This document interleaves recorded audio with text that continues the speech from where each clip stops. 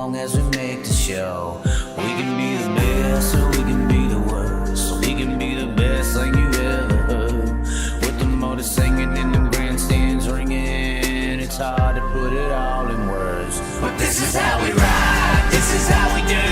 Riding mud, sliding up higher in the groove. Don't give a damn about the cash we're spending. With the time we got, we choose to play it on the go, to stay out on the run.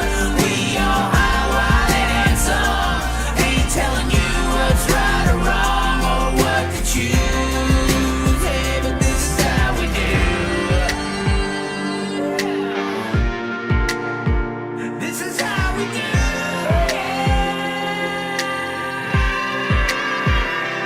Out on the dirt ovals we play. Life in the bright lights with no shades. Letting her go, letting her rip, letting her fly. Tossing her in sideways, living the life, letting her ride. Outside, winning to die. Cross her up on the cushion, crossing the line. Caught some drama and some bullshit they didn't like. And if they don't like the move, then we're ready to fly. But this is how we ride, this is how we do.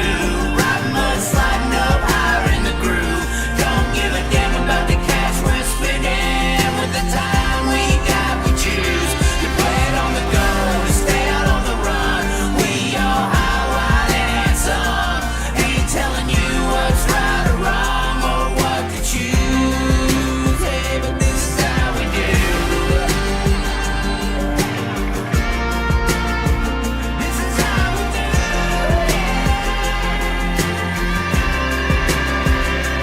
This is how we roll. This is how we do. It's not for everybody but the chosen few.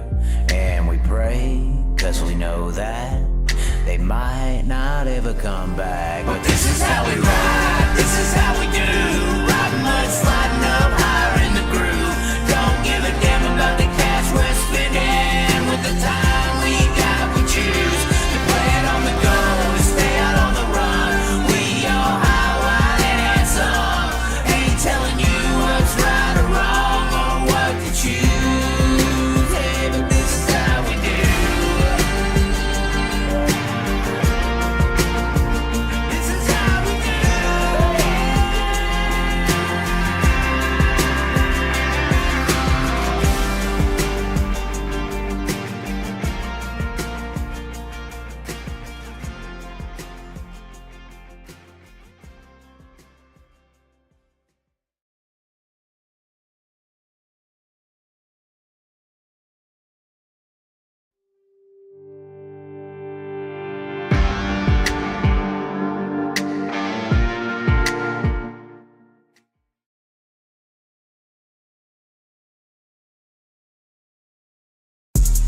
Ready, rip. Praying to God, ready to rip. On my high, ready to rip. With the armor, ready to rip. Hey, ready to rip. Ready to rip. Hey, ready to rip. Ooh, yeah. Trying my hardest to stay with the best. Flexing Giannis S on my chest. Facing problems down the depths. Ready to rip. I'm correct. The fish in the water. Hit my marks. Hooking and set. Indian honest. Wearing my Hans and strapped in his harness. Ready to rip. Hey. I jump on that track. Ready to roll. Ready to rip. Ready to reach. Place my bets. Hey, you never know when playing on hopes what you could achieve. Making the goal. Peace with the soul. Don't matter the bottom with what you believe. Cause if I'm taking it all in, the calling is hard and with nothing that's harder than free. Not giving up though. Don't trip. Gotta go. Take a slip. Make a pass a little low. Put it down the gas for a show. Oh my, ladies and gentlemen, we're trying to bring it into the show. Oh, we're here. Let's go. We're here in Corigliano's. We got sprint cars behind us. We got, what does that even say? Sweet Corn Outlaws. Hey. Or Street Corn Outlaws. Or Sweet Corn. It says Sweet Corn. Sweet Corn. It does say Sweet Corn Which is the Outlaws. best. I'm extremely confused, ladies and gentlemen. I'm not sure why. Oh, the camera's over here. I'm used to going this way. We're here. You're going both ways. You'll be all right. We're not used to going both ways. We're not used to going both ways. We're testing several different things tonight. Yeah. We're testing mics right now, which these are. We're not going to tell it. These are Mission Impossible mics. You see this little dot? That's it. Dun dun dun. Well, he has a bigger chest than me now. Do we arm wrestle? I mean, no. I mean, you know how buff Devin Borden is now? Yeah. Yeah, I beat him. He's swole. I beat him. He's Arm wrestle. swole. I couldn't believe it. I put him down. I put them down both arms. And this Both is like, arms? yeah, I rarely use this one. So this one's a little stronger? is what Yeah, you're I saying. think that's for most right-handed Anglo-Saxons. I get it. We're also testing the internet. We're also testing internet, yeah. So we're testing gear, we're testing internet, we're testing the waters. We tested the waters today on content with our Patrick Mahomes. I'll get to Patrick Mahomes here. What do you think of this situation? Hold on, I don't know how that didn't work. I had it prepped already, but the meme heard around the world, I think we're going to call it. The quote right here from Patrick Mahomes: if High Limit loses to the Outlaws at Knoxville this week, there's no longer a debate which series is better. Patrick Mahomes said that today. How do you feel about that, Jeremy? I mean, Or Jesse, sorry. Jeremy. I don't know why I said Jeremy. Jeremy. Oh, God. Are we giving him love? I mean, No, what we're do you not. We can't give him love. There's I mean, reasons. I want to hear how, what's Taylor Swift think about it? That's the quote for tomorrow. I was saving this. I mean, You're breaking come my on. ideas. Come on. man. Come on. Nobody cares. I was gonna put something out like Taylor. If David Gravel wins, Taylor Swift is gonna vow to leave Travis Kelce. I don't know that she's gonna have to leave him. What do you mean by that? Are they even together when you're at that level? Are they really? Is it a show? It has to be, right? It is. I mean, I think it's more of a publicity show than anything. But Oh no, I forgot. We just did notice that we have to do some live alterations on the show. This is horrible. I've ruined this entire show. Oh my goodness! I'm not used to the split camera here. Hold on, we're putting ourselves in there. Hold on, guys. I know this is odd, and now it doesn't want to do it correctly. Oh my God! Goodness oh gracious. my God!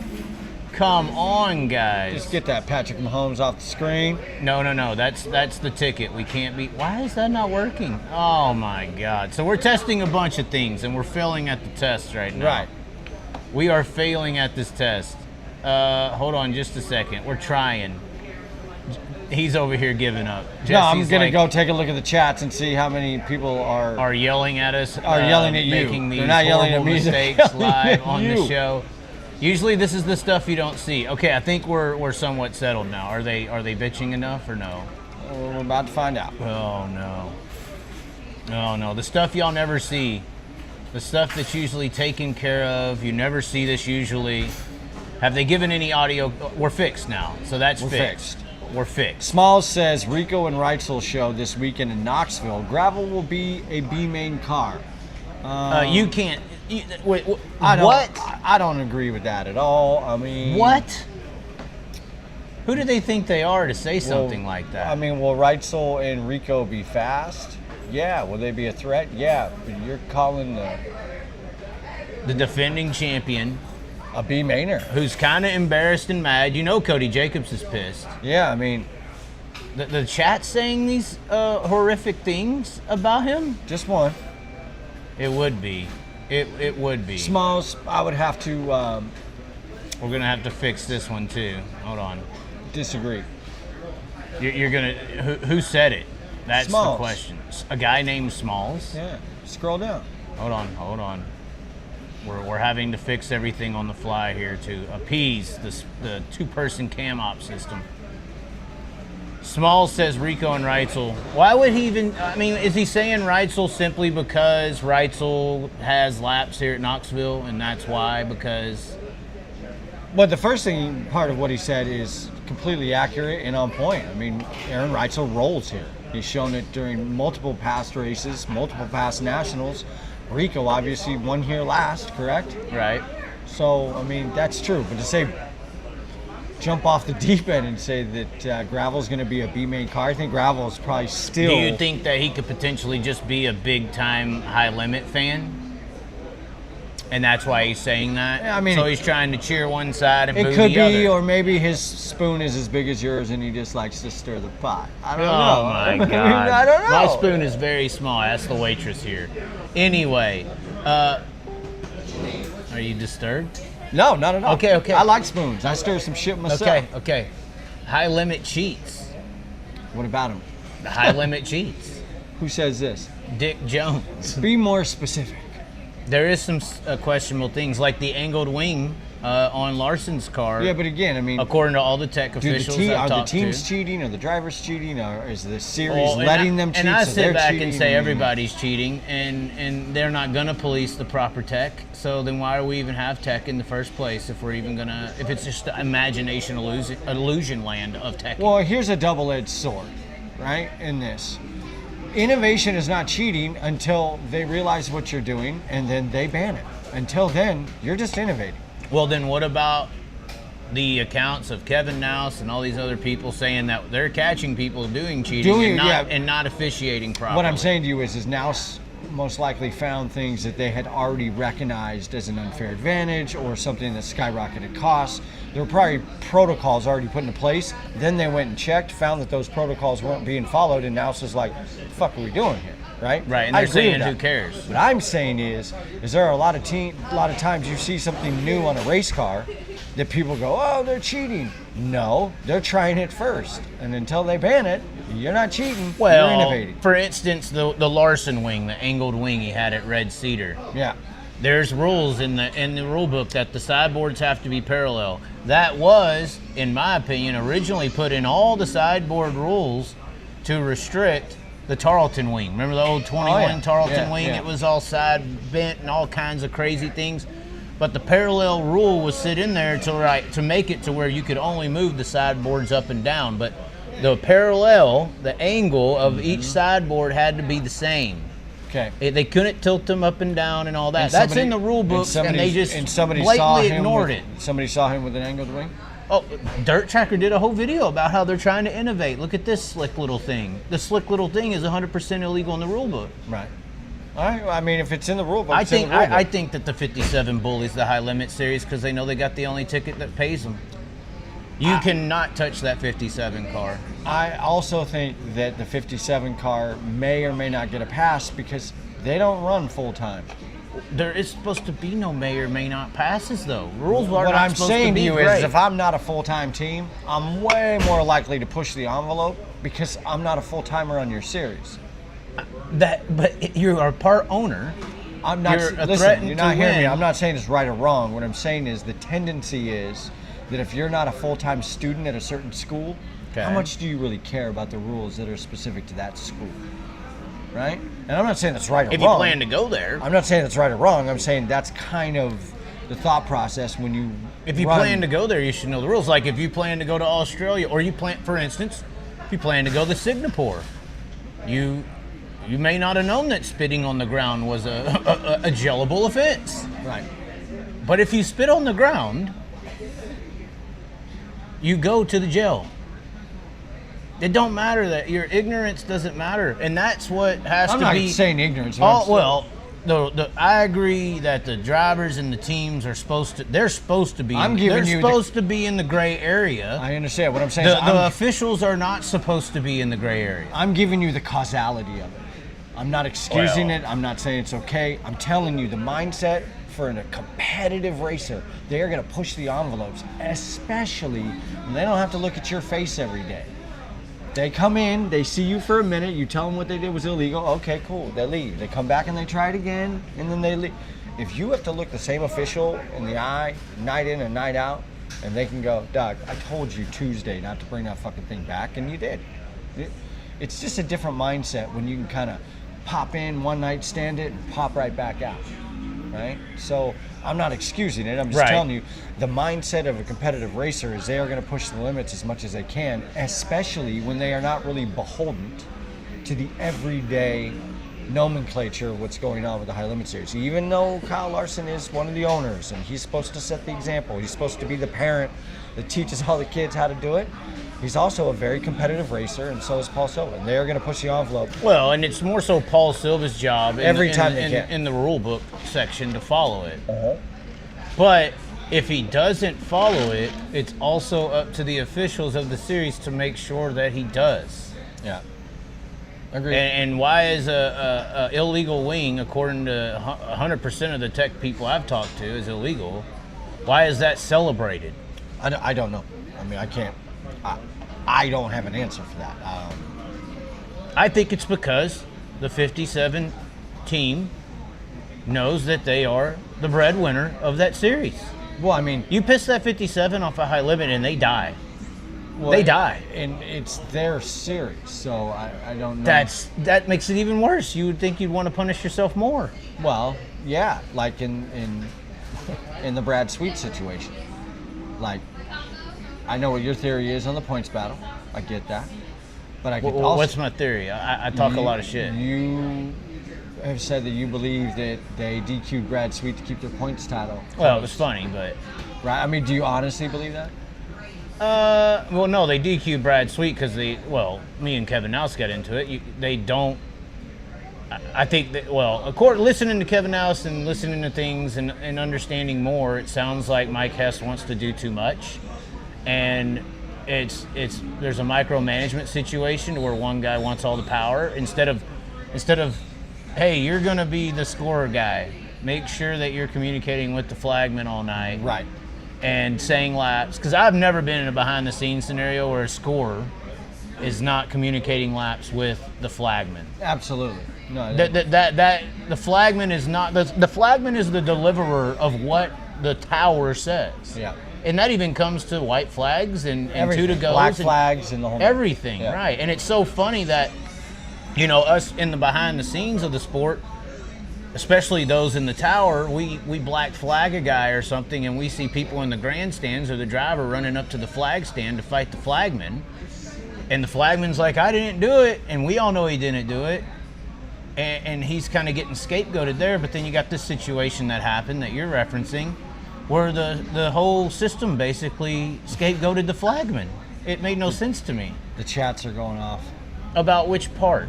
About my hat, for one. Tell the dude wearing the bow tie Chevy hat brim to fix it, for Christ's sake. What would you like me to fix? No. What would you like me to fix, brother? Besides, I like a flat-billed hat. Get at me. Somebody said dirt cut versus high bank. Can you talk about this, or are you? Of course I can. Are you sure? Yeah. Because I think that's kind of the underlining.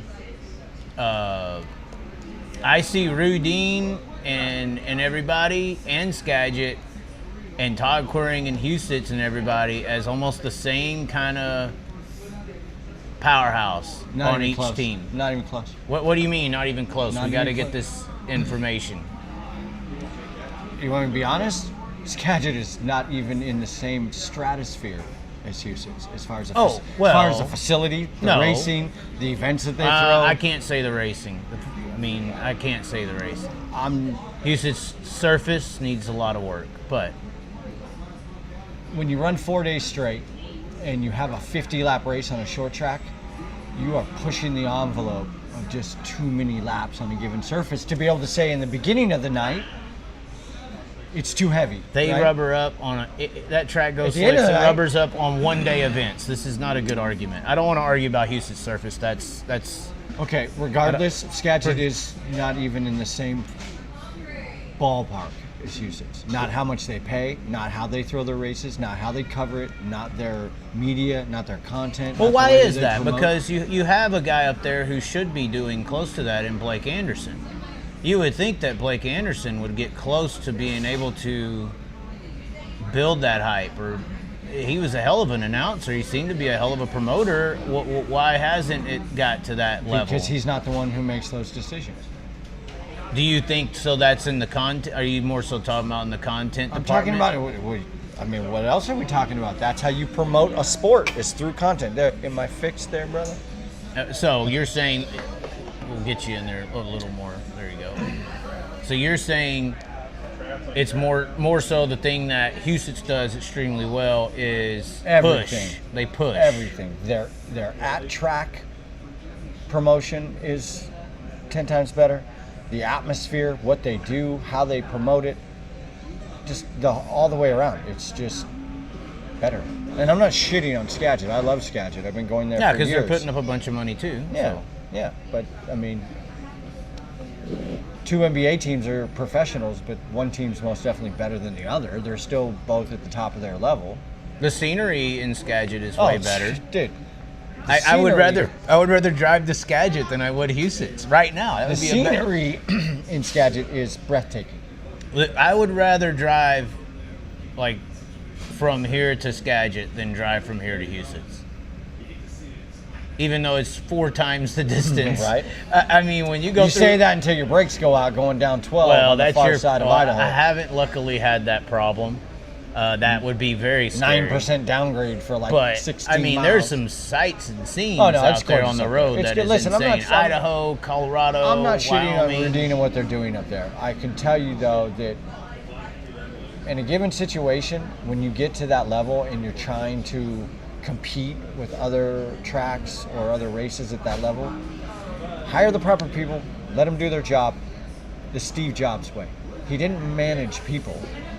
Kind of like what I was He saying with procured the high talent. limit deal. With He the high procured limit deal, talent right. and let talent do their job. Right. So maybe a little more of that, and allowing people who have been doing this for a long time and making events look either bigger than they are or like expressing the gravity of the event. You know, I can't. I'll say this till the cows come home, and I'm gonna become a broken record either on this show or just whatever. But bro, you throw $100 grand to win race, and people get there, and the production value is that of a local regional show. The commercials look like charter cable company made them. You know, I mean, dude, you got to come out swinging. Everything about your promotion has to look NASCAR level if you want to play at this game the right way. There's no area where you can Or skim. Supercross, or it has to be Whatever, some Monster whatever. Jam, something. Whatever. Otherwise, guess what? It's just another race again. Another race that instead of paying 25 grand to win, you spent 100 grand to win, and it didn't get you any more people, any more cars, none of that. It's the same race that just pays more money, which I love. I think the racers should get more So money. funny enough, you're saying the strategic angles that Houston uses are way more advanced than this.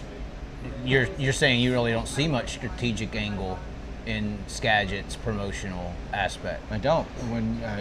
I'll be honest, it's like a regular race. Where's all the hot chicks? Where's all the like people in the grandstands hyping people up like at a PBR event? Where is the demos of dirt bikes out in the parking lot from noon to 4 o'clock Right. doing backflips? I know 2 dudes that live 20 miles from Skagit, come out for $500 and do as many backflips you need them to do. I can set that up. I don't even own the place. Again, like we had this talk last night. This is not hard, guys. Like, you think adding a couple zeros to what it is to win is promoting. That's just the beginning. Right. Like, that's off the top what it should be anyway. Right. Now you've opened the door, it's time to walk through that door and start promoting for real and putting on an event where people who, if they pass out drunk before the race even starts, they still had one hell of a fucking time. Right. That's it.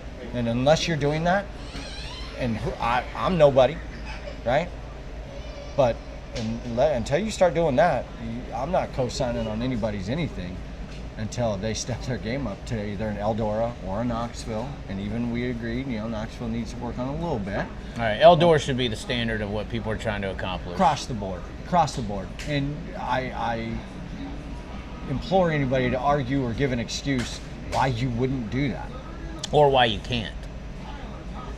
Like, you'll go from 50 grand to win to 100 grand to win, but you won't spend $5,000 on a badass fire and flame ball show? What's wrong with you? It's literally 10% of what you're willing to pay to win one driver. Right. It's literally the cost of a used 360. And you'll go blow 12 of those up in the next 10 races. What are we talking about here? Right. It's not cost. It's Concern. no. I think sometimes it's when you put people in place who have been doing this for so long, They get comfortable. they not only do they get comfortable, they just don't know. They live in their small little pond, either in the Northwest or Northeast or wherever it is, and they honestly think they're giving their fans a great show because the race had 3 or 4 sliders for the lead. Right. Meanwhile, the 5 hours before the race and the 2 hours after the race, completely underwhelmed. Completely underwhelmed. It is. You can't really call it an event if it's just a race. Right, and then it's like, it seems like the concerns draw toward to do and fill those entertainment hours. The concerns more so lean towards, let's make sure our campgrounds are full so that we don't have to provide the entertainment The entertainment will just be a bunch of people gathering and getting drunk in the campgrounds before and after the race. Copy that. But I dare you to go to any PBR or even NASCAR event, and people are going to be, oh, fuck NASCAR, they're dying. They're dying, but they still get 100,000 people at a fucking race. And at that 100,000 person race, there is drift cars, monster girls, freestyle motocross demos, Fireworks. monster trucks, fireworks, Concerts. there's brand activation and event promotion going on 90% of the time, and then the last 10% of that event, they actually have the race. So even though Huset's is not on a Eldora level, No. Skagit is closer to like your local racetrack. As far Not as- even in the same realm. As far as presentation goes, yeah, it's great racing, and they do a good job at what they do. But good is not good enough anymore. Right. And then what happened to Peter Murphy? Why is he gone? Refills or anything for anybody? What happened? I have no idea. Are you smiling because you do? No, I love Peter. Peter I is- love Peter Murphy too. He always treated me well. But why is he gone? What happened? I think that they just had a conflict of interest. What was the interest? I have no idea. All right, Tyler Courtney. I think they had a conflict right. of interest. Okay, Courtney. But no. So that's interesting. Let's get something straight. Do you? I'm way prettier than Tyler Courtney. Oh, you are. Well, Yeah. we all are. Yeah. We all are, especially on the inside. But regardless, that's interesting. But you don't see a little bit of a battle there? Is it not coincidental that Super Dirt Cup week and the High Bank Nationals fall in the same week? I've heard some rumblings in the backgrounds of the late nights of the darks that there is a Competition? Skagit, Huset's. I don't think so, because The reason I related Rudine to Querying is simply because both of them have well-managed funding groups behind themselves. They both own racetracks, and they both have a full-time team. Mm-hmm. You know, those are the comparables of each other. again, I can't speak for one against the other. I just can speak based off your results. And I know Kevin and his team are working very hard to get Skagit to that level. They're just not there. They're not. And anyone who thinks they are hasn't experienced a real motorsports event Do you yet. think if anybody was going to budge, they're the ones that need to move their Super Dirt Cup week to another weekend? No, because Because we're losing Justin Peck. Justin Peck's going. He's not going to be at High Banks Nationals. There's a few others that would probably be at Huset's. It doesn't benefit any one of them to be on what the same I'm saying weekend. is if they were in proximity to each other, even within 1,000 miles, I would agree. I mean, you're But they're losing not. some guys. And the problem is Dirt Cup has moved its dates from the end of summer to the beginning of summer to June to late August. Like, it's moved all around multiple times, right? Okay. High Banks has always been the same time. Every Oh, year. it's only been 4 or 5 years as well. And it did schedule on top of Super Dirt Cup week to begin with. What I'm saying to you is they did that because look how convenient it is. All the Outlaws, all the high-level guys are right here in Knoxville. It's just 5 hours up the road to Huset's for next week. Right. Dirt Cup, they finally started getting NARC to start a Speedweek. Speedweek, which Through we're Oregon, watching right now. Through Oregon. At yeah. one of my Sorry, home right tracks, Medford, Oregon. Justin- Shout out to Jake Wheeler. He should be in a 410 up there. I can't believe And any this of you is idiots this didn't is the put him in 1 year car. anniversary to Angelique Bell. She's in a car though. Right. So positive. Now that they do that, it makes sense because these guys can actually start in California and every single night race their way to the Dirt Cup. Right. Skagit is not close to anything. Like the closest track to Skagit Yeah, it's is like- 5 hours And south. that's Gray's Harbor. And then the closest one to that is 3 hours. I mean, like literally the guys from California have to make a 14-hour, 13-hour trip just to get to Dirt Cup for 3 nights of racing. Now they can race their way all the way there. So I think Dirt Cup, as far as their timing and their weekend, I wouldn't change a thing. Because now they're co-oping with NARC. NARC. And for the 360 Nationals, they're co-oping with Sprint Car Challenge Tour. So you've got multiple entities getting in on making sure the racers have a place to race along Right. the way. I wouldn't change that. So thinking that they need to change one or the other, I wouldn't. I mean, I think High Banks is right where it's supposed to be in conjunction with the Wisconsin swing, then Knoxville, then right to there. And I think Dirt Cup is exactly where it needs to be with the progression of these guys being able to race. But you their way don't up there. think it wouldn't benefit I don't. both to have 6-figure sprint car races on differing weekends? think it's fine being on the same one? I think If you're telling me Super Dirt Cup's already moved around, or Dirt Cup, it changed the Super because they added the money, right? That's why it changed. I don't know. Is that why they call it Super Dirt Cup? I don't know. I think it's been called Super Dirt But you're Cup for saying a it's while. already moved, so if that's the case, then I would get off the same weekend. Who knows who you could or couldn't get? Right. But I still don't think it's beneficial to have 2 6-figure paydays How about on the this? same weekend. I think it's it just would not. be. I think it would be easier or more beneficial if Skagit were to move before or like the week right after. Oh, and I don't think the group up there at Houston is going to move for. They're not Donald moving. Trump could ask them to move, and they'll They say ain't "fuck you." You know what I'm saying? I mean, Elon may be able to get it done if we implant some neural links in them, but Yeah, I don't think Houston is going to or has to or needs to move their dates at all. Mm-hmm. They're perfect. They're perfectly in time to where the next 4 nights at Houston's is gonna be a fucking banger because every sprint car team on the planet that's worth a fuck is gonna be there. High Limits, Outlaws, you name it. They're all gonna be there. And so well, I wish the dirt was better there. You can say multiple days, but it's got its issues. It's got some issues. Well, I wish you could take Cedar Lake dirt, for instance, and put it there. Does that make sense? yeah, you know, I mean, it does. I know that I mean, they're working on it. They, I think, are as focused on the final night's product as they are anything else all weekend. And I know that sucks for a fan. I know that does. Well, but now it's a 2 separate situations. You have With the 100K. hustle and- yeah.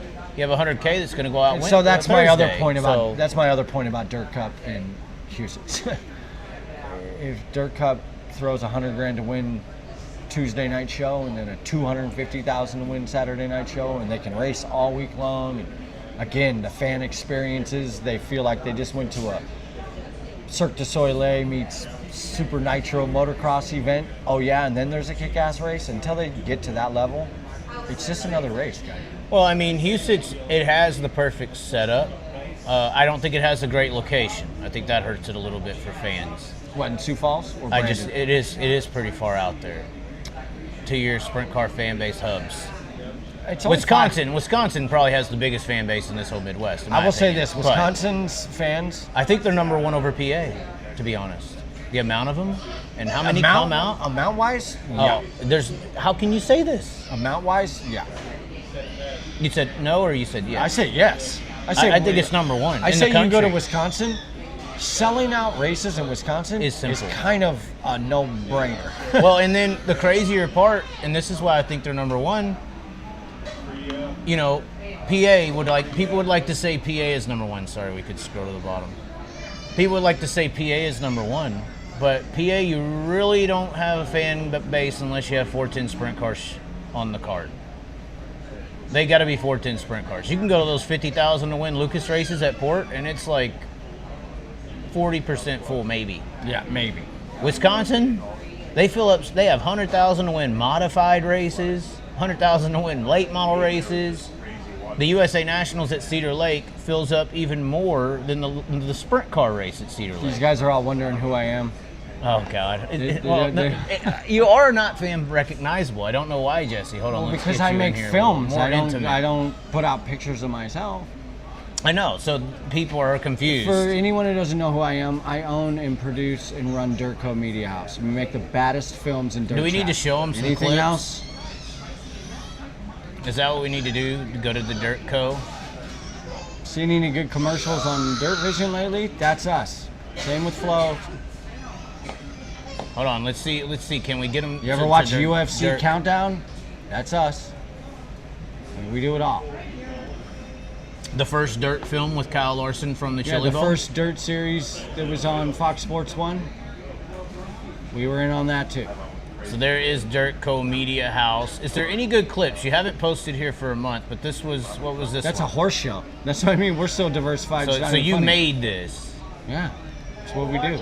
We make documentaries and films for sports. Week in Columbus, the Brands. All-American Quarter Horse Congress typically I brings in won't more get than flagged, will I? 500,000 people. Probably. Oh, great. Yeah, I'm getting you all written up. I put a call in before Can't I got even here. show them something. Unbelievable. Driven episode 1. So you're doing the stuff with the Driven group, Correct. the micro Driven group. Yeah. Looks The- like you the got real that set Driven up as group. a. So Hagopian. Hagopia, the Real Driven Group. So you have some clips in here. Let's see. Gravel, Anyways, Rise of a Champion. What is this? You've never seen this. We made What is Gravel, Rise of a Champion? when he won his championship last year. We filmed an entire documentary. This like at the next I haven't heard of this. When was that? When was that aha moment where you kind of realized? Gravel did a really bad job of letting people know. Yeah, I'm good enough. Hey, that's not on me. I am not in the distribution business. I'm in the filmmaking business.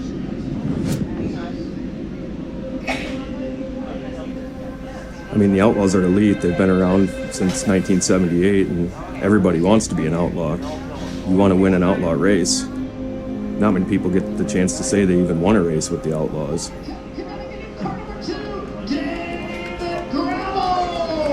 It's hard to say what's more exciting or more prestigious for a driver. Some put emphasis on the Knoxville Nationals. Some put emphasis on the Kings Royals. But when you win a World of Outlaw Championship, you really join a super small, prestigious club of guys that are bound to be Hall of Famers. No one likes my flat belt. People are weird. I know. Requires a lot of mental focus, a lot of self-belief. It's a grueling schedule, right? This year has really worn me out in the points at the end of the year. A race and try to win, and you know, it's not about the money, it's not about anything, right? It's just trying to get to that level where you can be a guy like Donnie Schatz or Craig Delansky or, you know, Sammy Swindell, Steve Kinzer, right? Like being to do this for a living.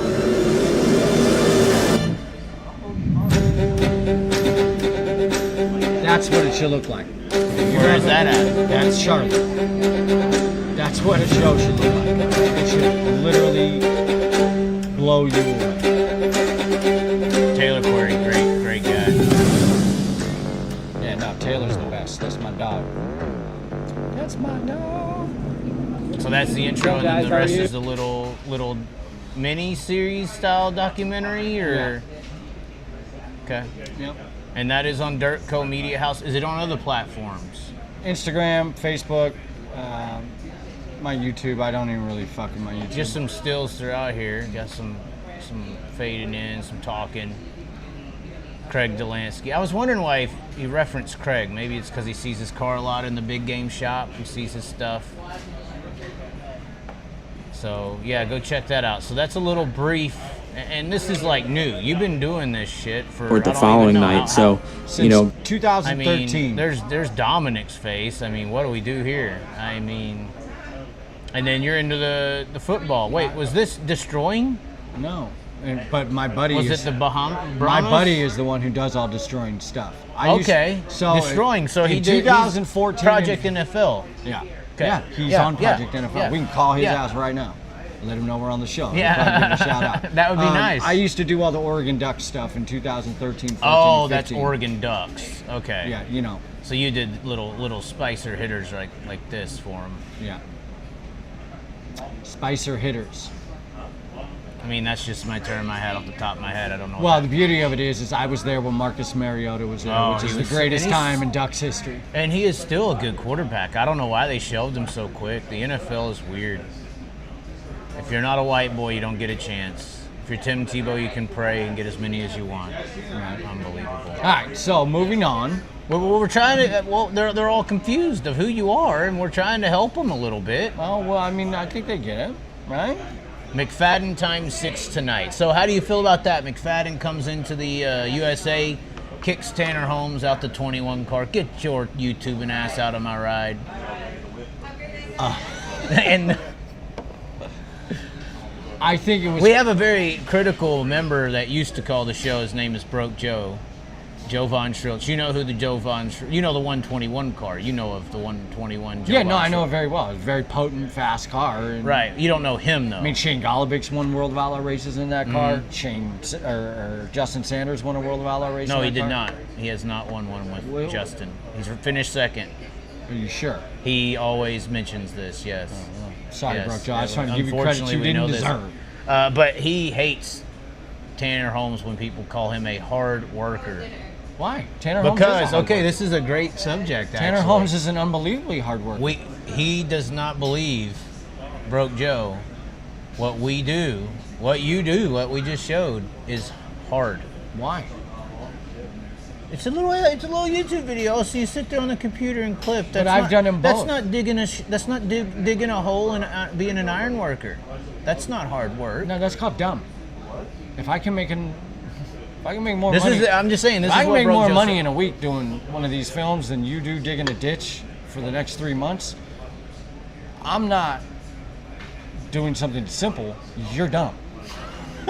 Like, figure it out. This is 2025. Like, you can figure out how to make a nuclear reactor online just by watching YouTube for an hour. I mean, give me a break. If you don't have the hustle in you to go out and do something that you love, make money at it, and do it decently, I'm not mad at you, but you can't be mad at me.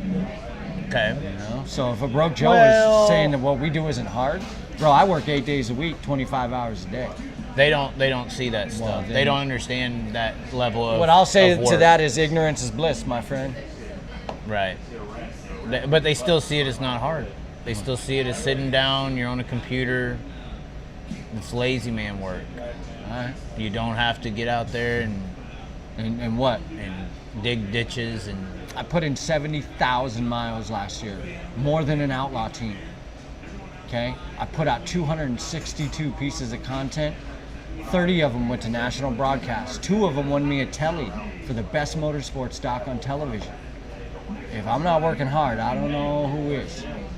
Well, I mean, that. I think the phrase of what is hard work. Like is when you the work problem for some people. 366 days a year, meaning you don't take not one single day off, not one, not even Christmas. Yeah, it's hard. You can't do it. Then, that's hard work, bro. It is. Just because you love what you do, which I do. I'm addicted. You have to. I'm addicted to be able to it. work that hard. You have to. Right, but it doesn't mean that the intent diminishes the result.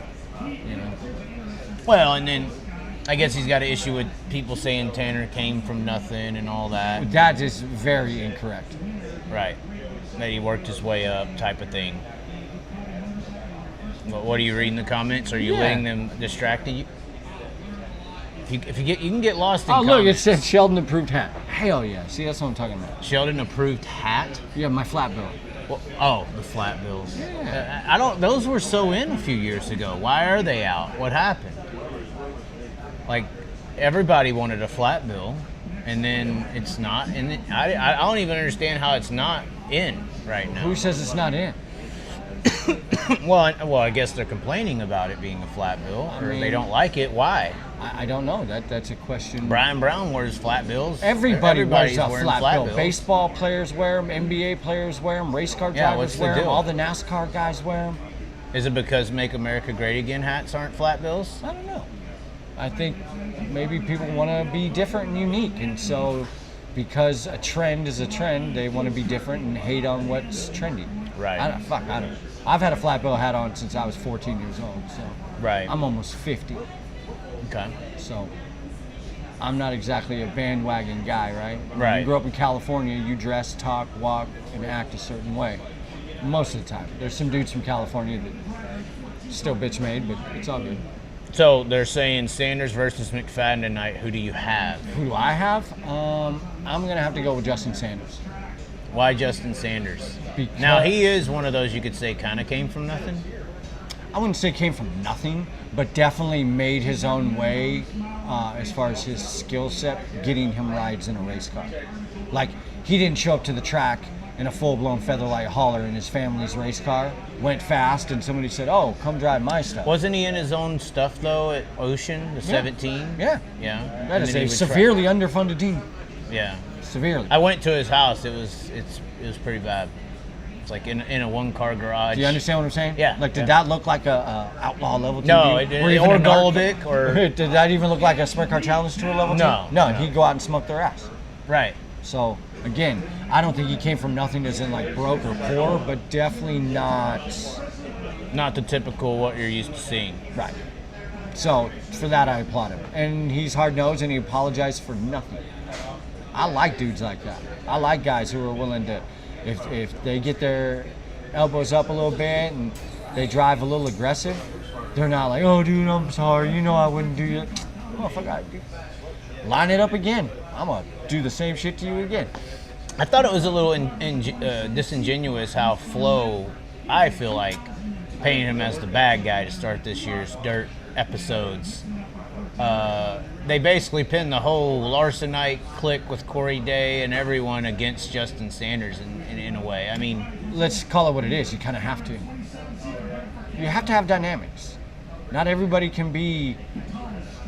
So you're saying it's a good thing? I mean, I for the entertainment element, yeah. For the entertainment element, yeah. And I'll be honest with you, if you were to ask Justin, he wouldn't tell you this, but I know he gets a kick out of it. He likes being the bad guy. He likes being the guy, oh, I'm not the bad guy, I'm nice.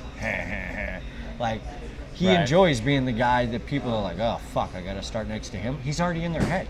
Yeah. He's kind of like the quiet Muhammad Ali out there. He doesn't mind being in people's heads, all the while maintaining that he's this super clean, nice guy, when really, no, he ain't. And he doesn't care to be. Right. He goes out and races hard. He wins races. That's what his job is. Well, and he got literally willed in that flow scenario. I mean, yeah, even Corey Day's friends in the stands were like, wow, why'd he do that to that guy? Like, it was like their first time to a sprint car race, and they were like, is that supposed to happen? Is that how you're supposed to run a dude? But yeah, I guess, I don't know. See, that's what I'm talking about. John B. He said, if you love what you do, it's not work, it's a lifestyle. That is 100% correct. The meaning of life is making a living, providing for your family, doing what you absolutely would do on your off time. Now, you don't believe in mortgages. Mortgages? Yes. No, hell no. So you live in this wild, you're like the Taj Mahal of the Chaz. As far as lifestyle. The lifestyle. I am on the road 12 months out of the year. What the hell do I need a house payment for? Property taxes. You got a van that you decked out. Correct. Has good gas mileage. Correct. Work office, a bed. All my production equipment in it, fully suited, one burner so I can cook. So on my new diet, on my new lifestyle diet, I'm fully taken care of. By the way, he used to be like my size, but like 40 more pounds. Way bigger. 40, 50 more pounds. And then I run into his ass like 6 months ago, and I'm like, when did we switch? What happened? Because I was as skinny, well, not as skinny as you are right now, but I was 100 pounds lighter, or at least a good 75 when we first met. Yeah, I woke up one day in Volusia and was like, this is not the move. Like, I need to change something. And I started living a Spartan's lifestyle and getting rid of all the things that people strap themselves down with day to day that they stress over, car payments and house payments, and I gotta have the newest, latest this, and I gotta have all these clothes, and I used to have all that. I used to be a pretty high profile commodities broker. I made $260 to $270 a year. I had every toy, house, all the things. Drugs, cars, clothes. Badass bitches, I mean, you name it, honestly. Like, you are young, having that kind of money, you can live the lifestyle you want. It didn't bring me any happiness. And it didn't bring me any kind of contentment in my life. And now that I am completely free from any of that, I live a life of fuck you. Don't like how I live, don't like how I wear my hat, fuck you. I'm gonna go do what I wanna do. Right. I make cool shit for cool people, I get paid to do so, and my van points wherever the fuck I want it to go. Right. Freedom. Most people work their entire life, in damn near into the grave, hard work, so that they could be able to do what I do now, but making a living at it. Right. Yeah, turning life into work can be fun, but it can be hard too, because then what is fun? I've had that struggle. It's like life, so it turns my fun into my work, and then your whole life is now your work, and you've probably had, not burnouts, but it's like, okay, so what is fun now? Because work is the fun. Do you know what I mean? Yeah, I mean, people ask me, what do you do for fun? Well, what do you mean? I'm doing it. Right. Like, but that's also I can't imagine difficult. No, I'm kind of at points, not all the time, obviously. Well, for me personally, like I hate holidays. I hate Memorial Day weekend where everybody turns their phone off and we can't be talking business or doing pre-production or filming something or anything to do with creating what we do, creating. I can't stand it when that happens. You know, Christmas break. Say happy birthday, God, and move on. Let's get back to work. Yeah, you go to some Christmas party and everybody's just sitting around for 6 hours anyway, waiting for the kids to open presents, and that's why we're here. Well, and I get it. It's about family and all that, but if in July 17th on a random Tuesday you can't spend quality time with your family, then December really 25th ain't gonna make it any more special. Right. Period. Like if you can't enjoy the time with your family when you enjoy the time with your family, it's got to be a specific holiday, scheduled. Thanksgiving, so. Right. Interesting. Yeah. So I like the way I live. So you do just have the van. Why don't you upgrade? Well, because I have multiple vans. Oh, you do? I have this van. I have a production truck. I have the 69 Econoline original Dirtco van. Nice. Which you know what that is, right? No. Pull it up. Shit, show. I probably think show I them know. more than. 69 Econo. You said Econoline? Yeah. No. Go to my page. You ain't gonna find one like mine. Where Mine's is it fully at? restored with Dirtco graphics, the whole night. Go to photos. Scroll. Or tagged. It's in tagged photos right now. You need to go to another Dirtco album. Media House. Yeah, that's fine. Go to cover photos. Might be in there. Once again, testing internet and everything else. The internet seems to be rocking It's pretty okay. good. Right there's one picture of it. Okay. So see, we got the old school with the white walls, Okay. fully decked. That's it, but it's not a full frame picture. Anyways, so yeah, no, we got multiple vans that we roll. That's our West Coaster. Okay. But again, I own it.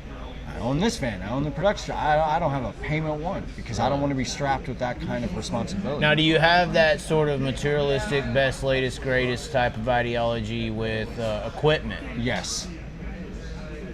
Absolutely. It hasn't went away. It can't go away. It's not that it's materialistic. yeah. It's when you create content on the level that I am, you have to have the kind of equipment to produce that level of content. And that's not something that can just be done with on regular shit. Yeah, that's why I have my mics the best I could find for laptop mic, and my laptop for the budget I had is probably my most expensive item. Well, and for this kind of medium, like, you really just need to have things that are solid, right? That work all the time, that sound good, that turn on when you turn them on, you know what I mean? Like, you don't need a bunch of like Hollywood level film equipment. With what we do everything from like dirt track all the way up to like UFC and PBR and like documentaries for actual broadcasters like Amazon Prime. Like, you're not making that shit with just regular old equipment, right? So, I mean, I can get close with my phone. I showed you earlier. I'll say this, phones are getting ridiculous. And that's the reason I haven't ever bought a camera. It's because it's like the newer phones for the basic, like I showed you, like you can pull off some shit without having to drop, a decent, full lens or full mirror, whatever the fuck it is $7-8 grand with the proper lens kit that you need for it. And I'm assuming what you're doing is $40,000-$50,000 equipment range. A little more than that, but yeah. What do you mean? Like my RE camera? Mm-hmm. Yeah. Continue. Yeah. Upwards of around probably 70 with lens kit. Wow. Yeah. See, so... lens alone... Even though I may want lens to do alone that, is $5 to $12 grand. Right. Yeah. See, and those are the boxes, right? They don't even look like a camera, do they? Kinda. They don't look like a Kodak. It's pretty boxy. It's like a square. Yeah, but mine's like a longer. Because they got that one that's like a red or whatever. Well, so they've got like the red Komodo. They've got the Blackmagic Pixis, which we have as our B and C camera. Blackmagic Pixis. We should look up these things. Okay, so what's this badass one you called it? What am I looking? Blackmagic Pixis. And you can pick one of those up actually relatively inexpensive. PY. Oh, okay. XIS. 6K, 12K. 6K. That's the problem with tech, is it keeps going up. So these are the ones you're operating, or one of the cameras you operate shows on. That's our the B one to and the C left cam. here, I would assume. So a $3,000 one. So what's this 70K one? RE. Like RE? RE, Alexa, Mini LF. Mini. Yep, that's the guy. Holy shit, what is wrong with you? That's used on eBay, look. I mean, do you feel what I'm saying?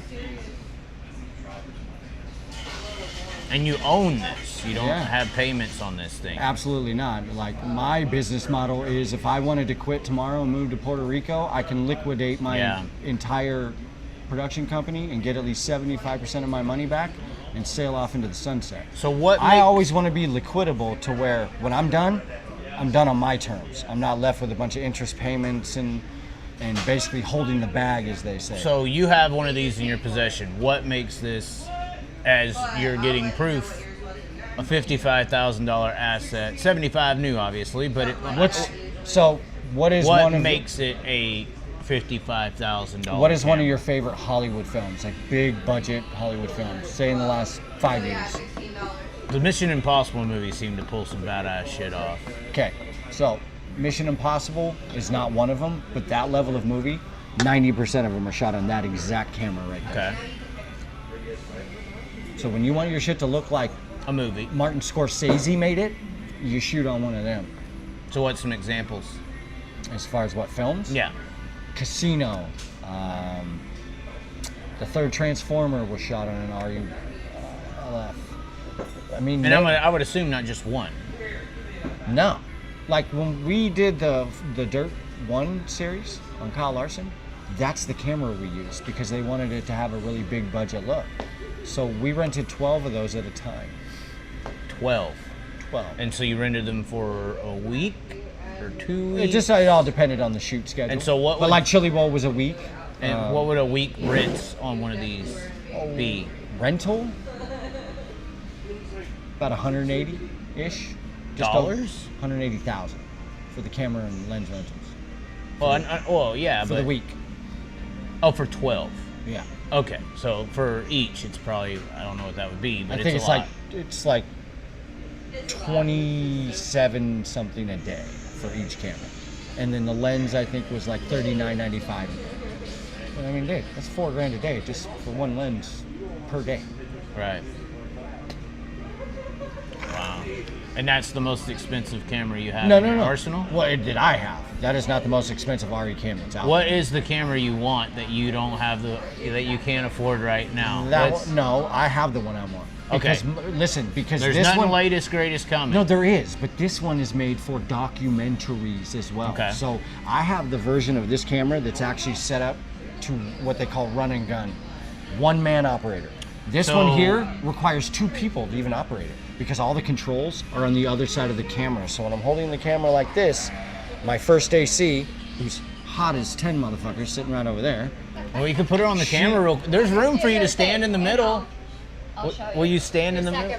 So when I have the camera when I have the camera over here, she usually has to work the controls over here. Right? But his is run and gun, so he doesn't need So all my controls are on my side. Okay. Right? And all my audio controls are on my side. So I can live structure my camera on the run because when you're shooting a doc, life happens, right? You can't. Right. When we're shooting on set and we have what's called a call sheet and a set list where every scene is set up for hours. Mm-hmm. We shoot that one scene and then we break, we set up another. When you shoot like that, you don't need run and gun because you're literally... It's a controlled environment. 100%. Right. Right? So I have the version that's made to make documentaries like we make on racing and bull riding and cage fighting and so on and so forth. So I have the one I want. You have modifications. How much was it to get the modifications to get to that? It wasn't. It's just a different version of this camera. It's got the same sensor, same processor. It's got the same internals. It's just built differently for a different operator. So you have this particular one, but then you also have another one that is set up that way. I've got 3 more that are set up. So you have 3 of these cameras. No, I have one RE, which is the bad boy, right? And then I've got a Pixis and 2 Z cams. Okay. And Z cams are, as funny as you mention it, is on the Mission Impossible movies and on the first Top Gun remake. That was a badass. They use Z cams because they're this big, but they're hold on, we got to see this. What is it? They're Z-cam? 6K what are they cinema cameras. Z cam, that's an X. Oh. You see when F6. F is in Frank.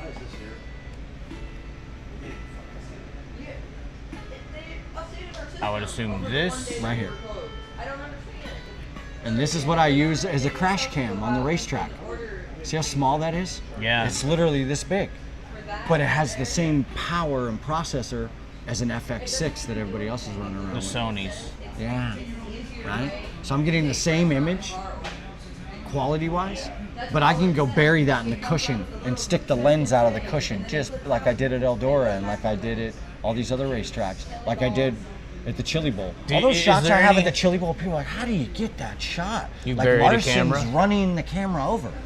Literally, yes, he is. And I knew where he was going to be running the wall because I saw him do it at the shootout. So I knew exactly where to bury that thing in the cushion so that when he was ripping the lip in the main event at the Chili Bowl, he was doing it on top of my camera. No one else has that angle. No one, not even... Do we have a clip of that? Yeah. Where is that at? No, actually we don't. Not that he can pull up. Okay. So you will bury this entire encasement into the track. Do you have like a little hand shovel to do that? Or? I mean, a cushion you can usually just dig And in. is there any risk? I do Is there have any a- risk when you do that? Absolutely. We did it at Placerville And you lost one? and Austin Wood jumped the cushion and got into the U-tire that it was attached to and literally scattered my camera in about 50 pieces onto the racetrack. Now, do you have insurance to cover losses Absolutely. like that? Absolutely. So when that happens, you have to file a claim? It all depends. Sometimes the juice is not worth the squeeze when it comes to indemnity or business insurance.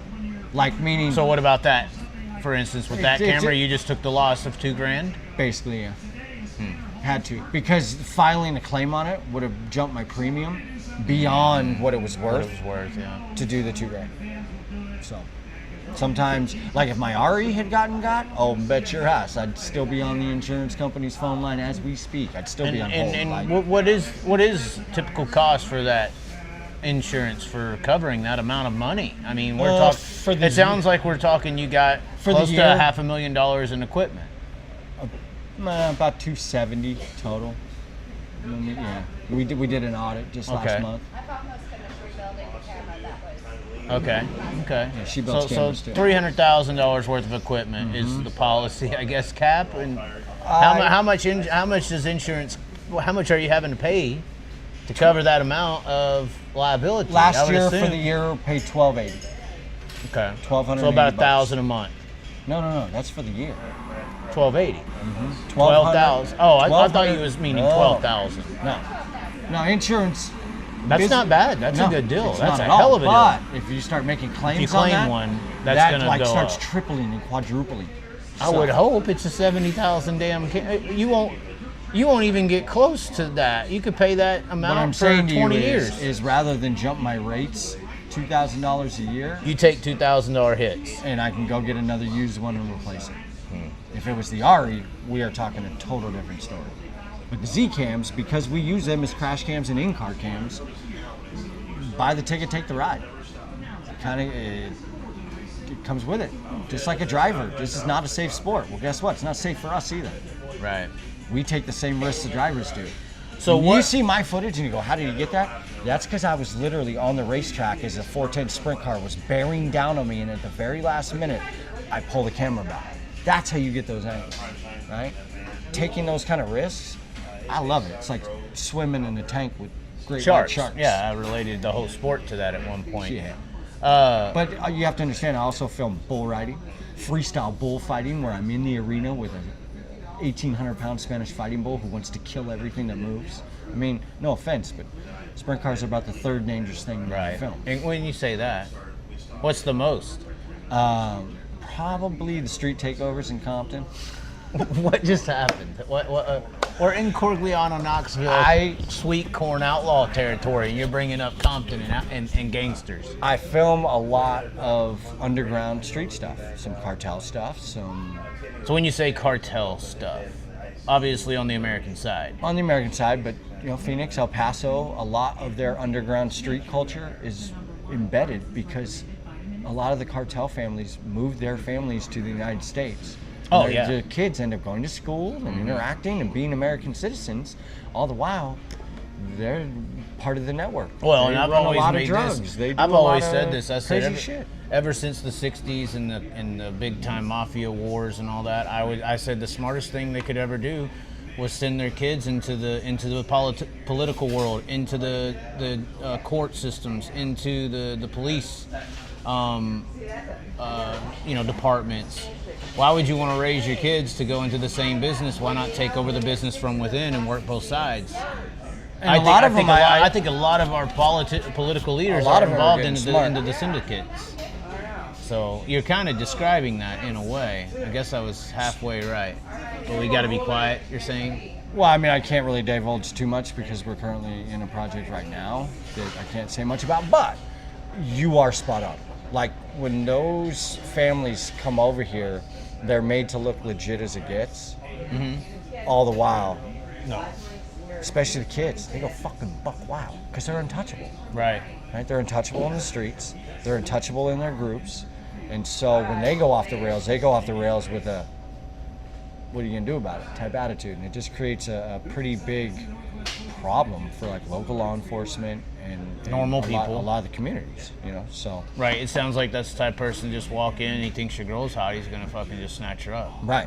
And what are you going to do about it? And you might be bad enough to whoop his ass, but his 12 dudes out in the parking lot right. who will literally blow your fucking head off. Next thing you know, you wake up, you're in a shed, and they got the syringes full of cocaine, and they're ready to cut some parts off and corroid them back. Somebody says. No, somebody says. They're always saying something.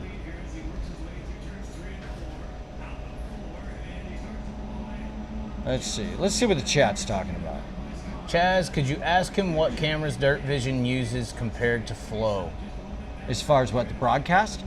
I would assume that's what they mean. It's They're not all fair, the same. It's not a fair comparison. So all the broadcast stuff from the tower is usually the same, right? No. And the problem is... Well, and they have subcontractors. That's my point. You have subcontractors. So you've you've got 70 different actual production teams that have a Flow logo on it, but that across the country, there's only a select amount of events that the actual Flow broadcast team from Flow in Austin, Texas goes to and produces. Right. Like, let's take this race right here that's on Flow Racing tonight.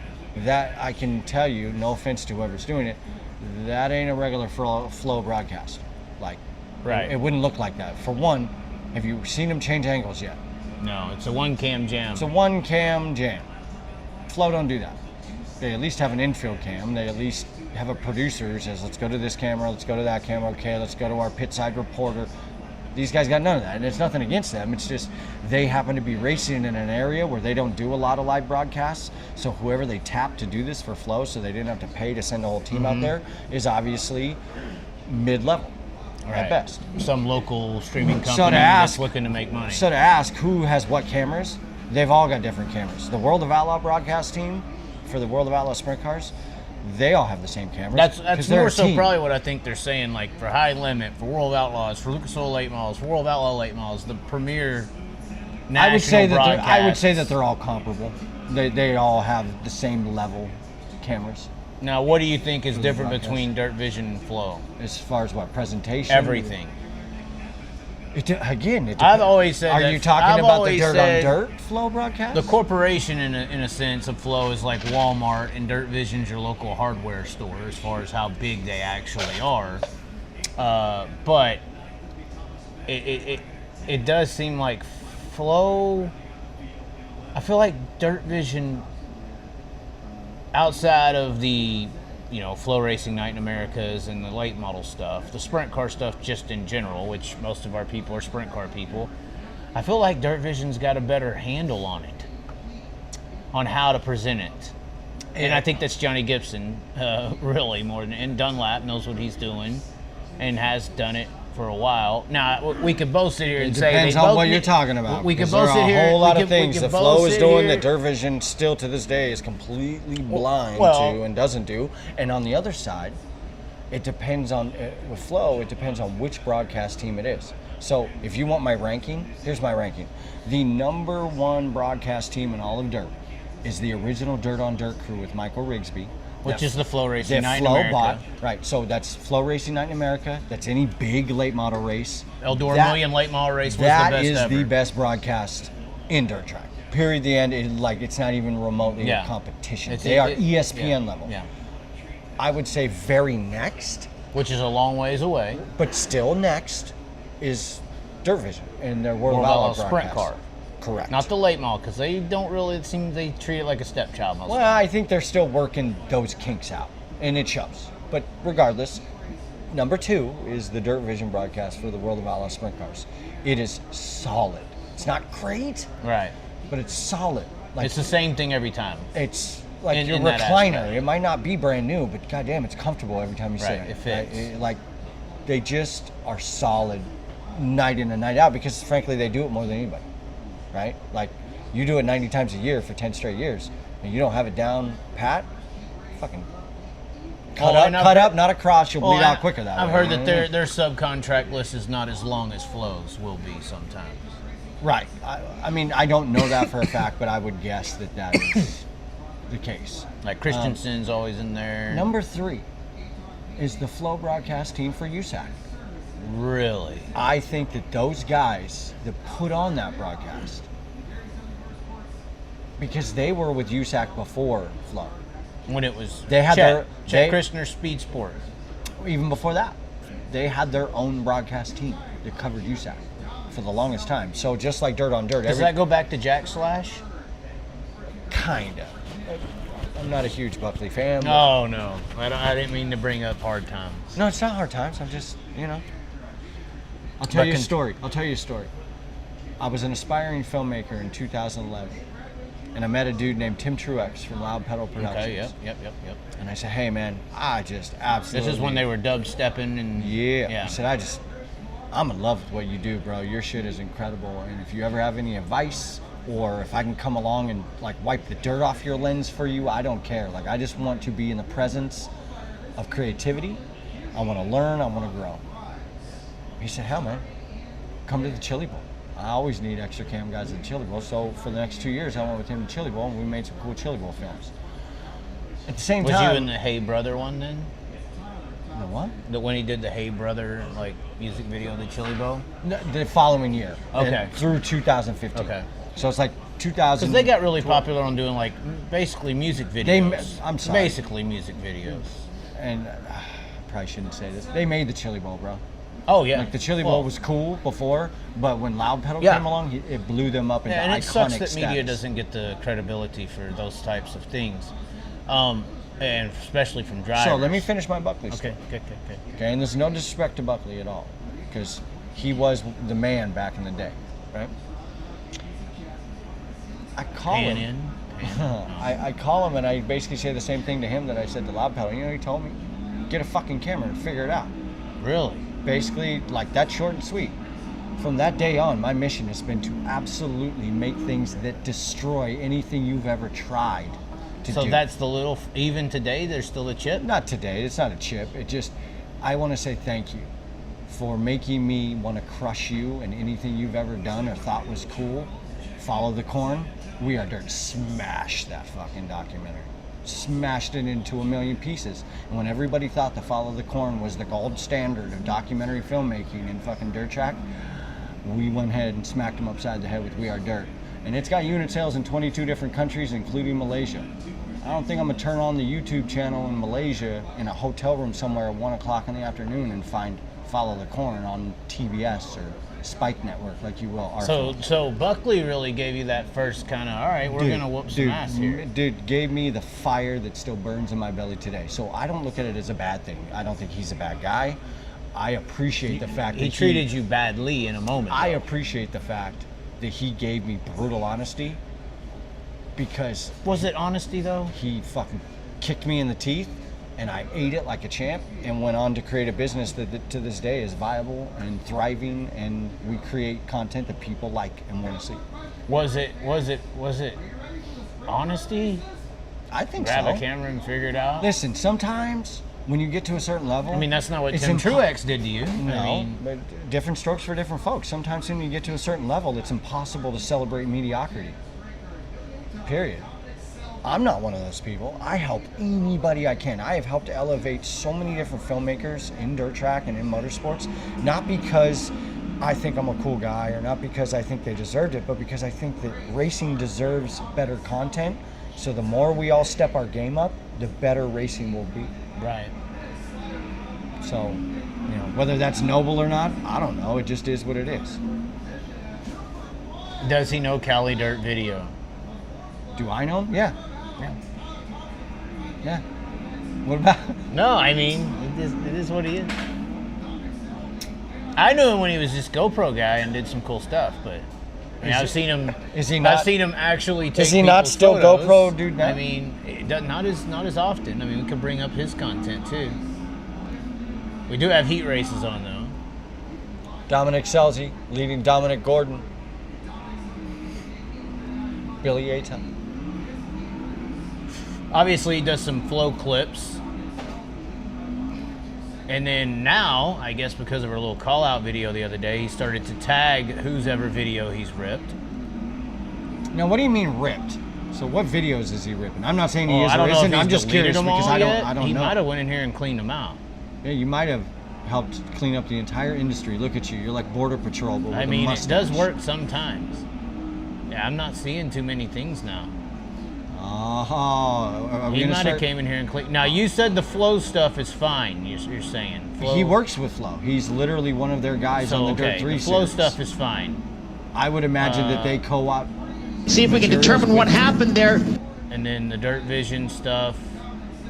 This is old, though. He's went in here and fucking cleaned shit up, dude. Wow. We did something here. I'm feeling proud of myself now. I mean, get it. Even the one that set me over the edge, which You're gonna I call guess it the Cletus effect. I guess we could go here to show you the one that actually set me over the edge was this one. View post. He literally took Junior Anthony's photo here. Literally took his photo. And in what way did And he just use it? posted So it. I'm just saying, what's the context here? Did he use it and try and use it as one of his, or did he use it in reference to? No, that's. I mean, Junior Anthony posted this at the track. Okay. Kyle Larson racing at Plymouth, and that's the literal post. It's just as if he's at the track. That's a legitimate swipe of a picture. And he copied And and you pasted. can monetize these things too, obviously. So you're monetizing someone else's work in this moment. Ouch.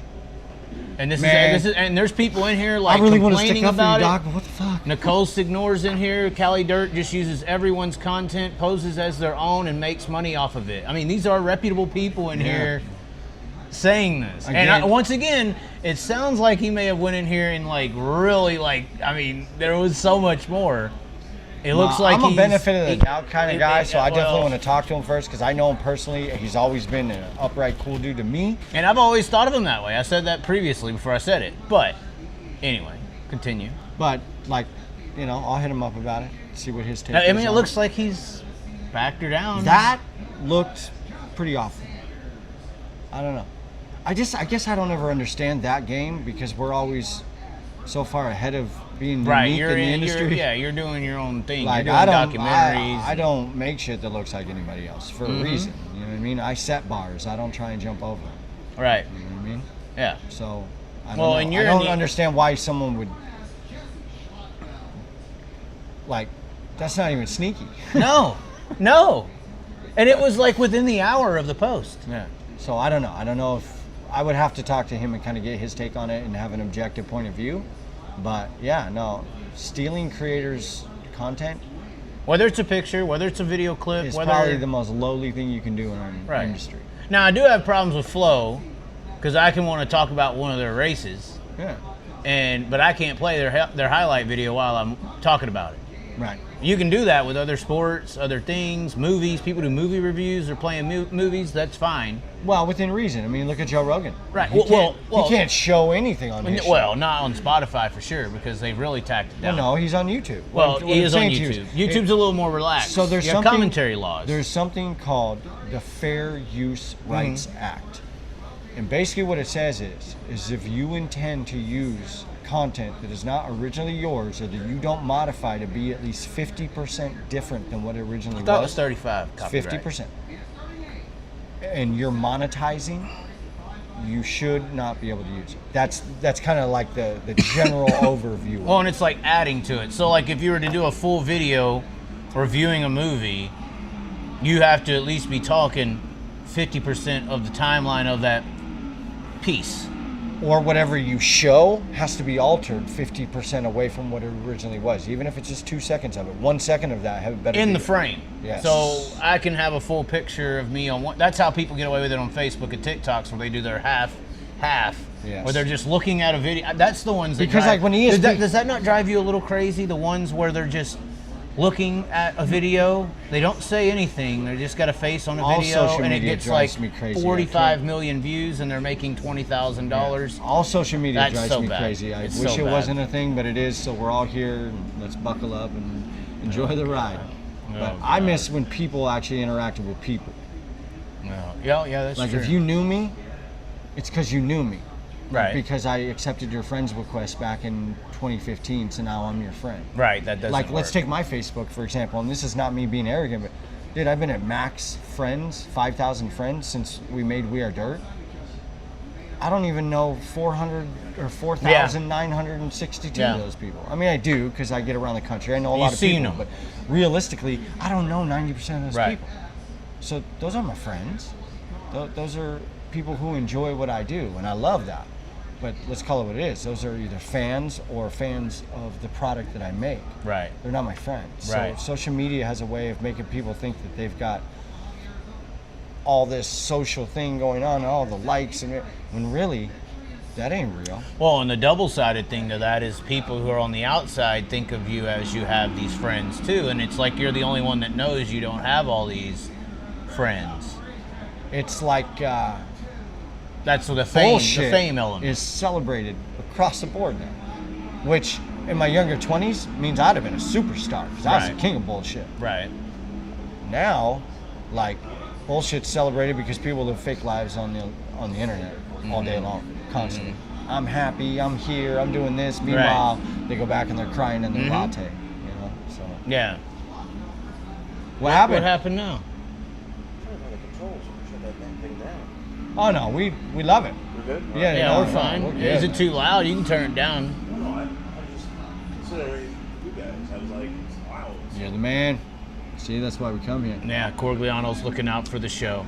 Unbelievable. So Justin Sanders ripping the lip. I don't Yeah. think there's no competition tonight. I think there's competition. I just think that if Justin Sanders gets going here and can start in the first two rows, I think it's pretty much a wrap. Yeah. He's just too good. Let's call it what it is. Consistently, Shane Golobic, Justin Sanders are the two most outlaw level guys the West Coast has, amongst tons of great talent. You said who? Shane Golobic? Shane Golobic, Justin Sanders. I feel like Golubic's fallen off. He is not what he was. No, he's just not. He used to be right there with Sanders contending for wins, and he's not even there anymore. He's just That's not there true. anymore. That's not true. I watched him beat Sanders at Placerville. I watched him beat Sanders at Merced. I watched him beat This year. I watched him beat everybody and win 2 nights in a row of the midget show. at Does Placerville. Sanders just string shit together and it's hard to catch?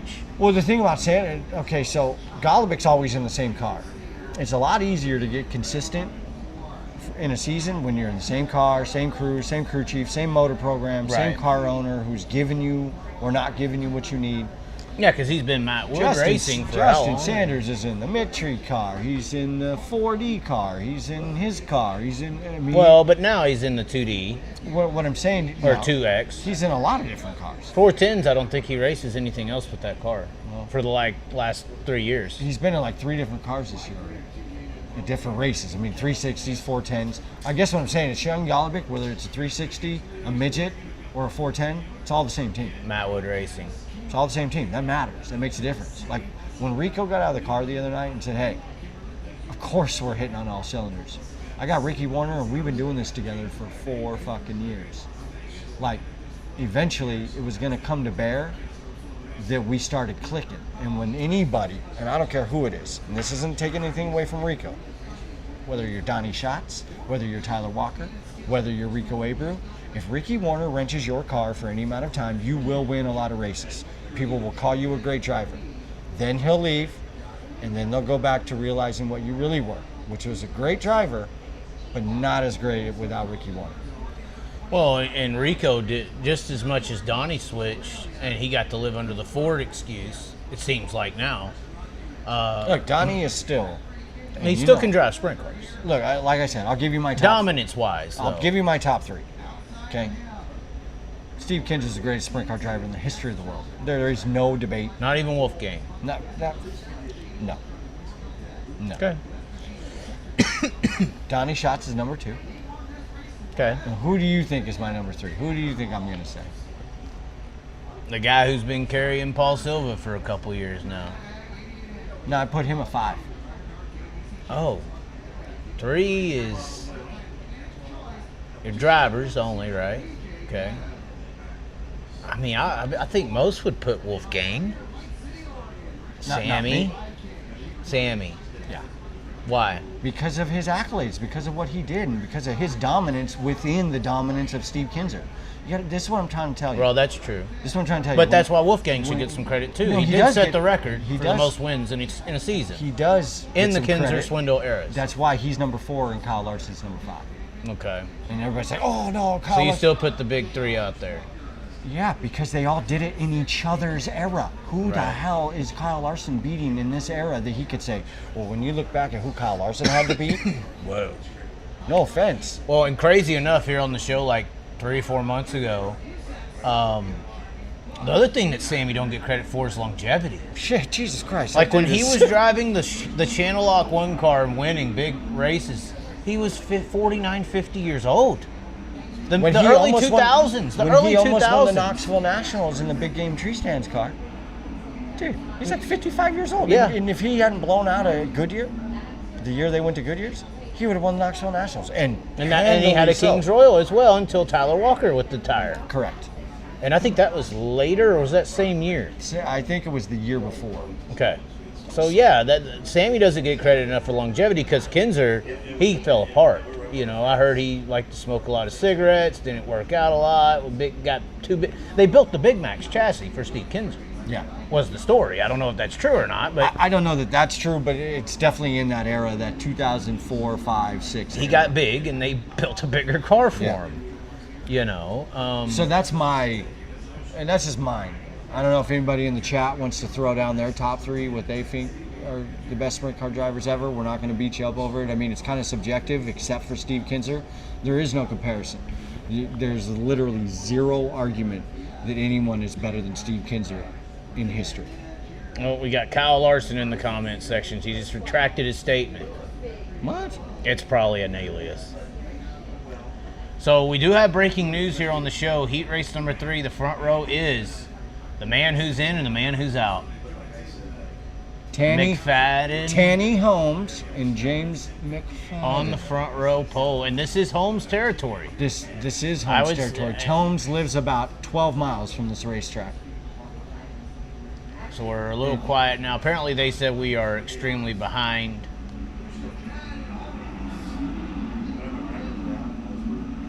You got to know the Tanner's up in the seat. Well, and you got it. Yeah, 21. He's gonna look at that drive though, and that's of course Drew Warner, the son of Ricky Warner, wrenching the 21. Starting to make sense now.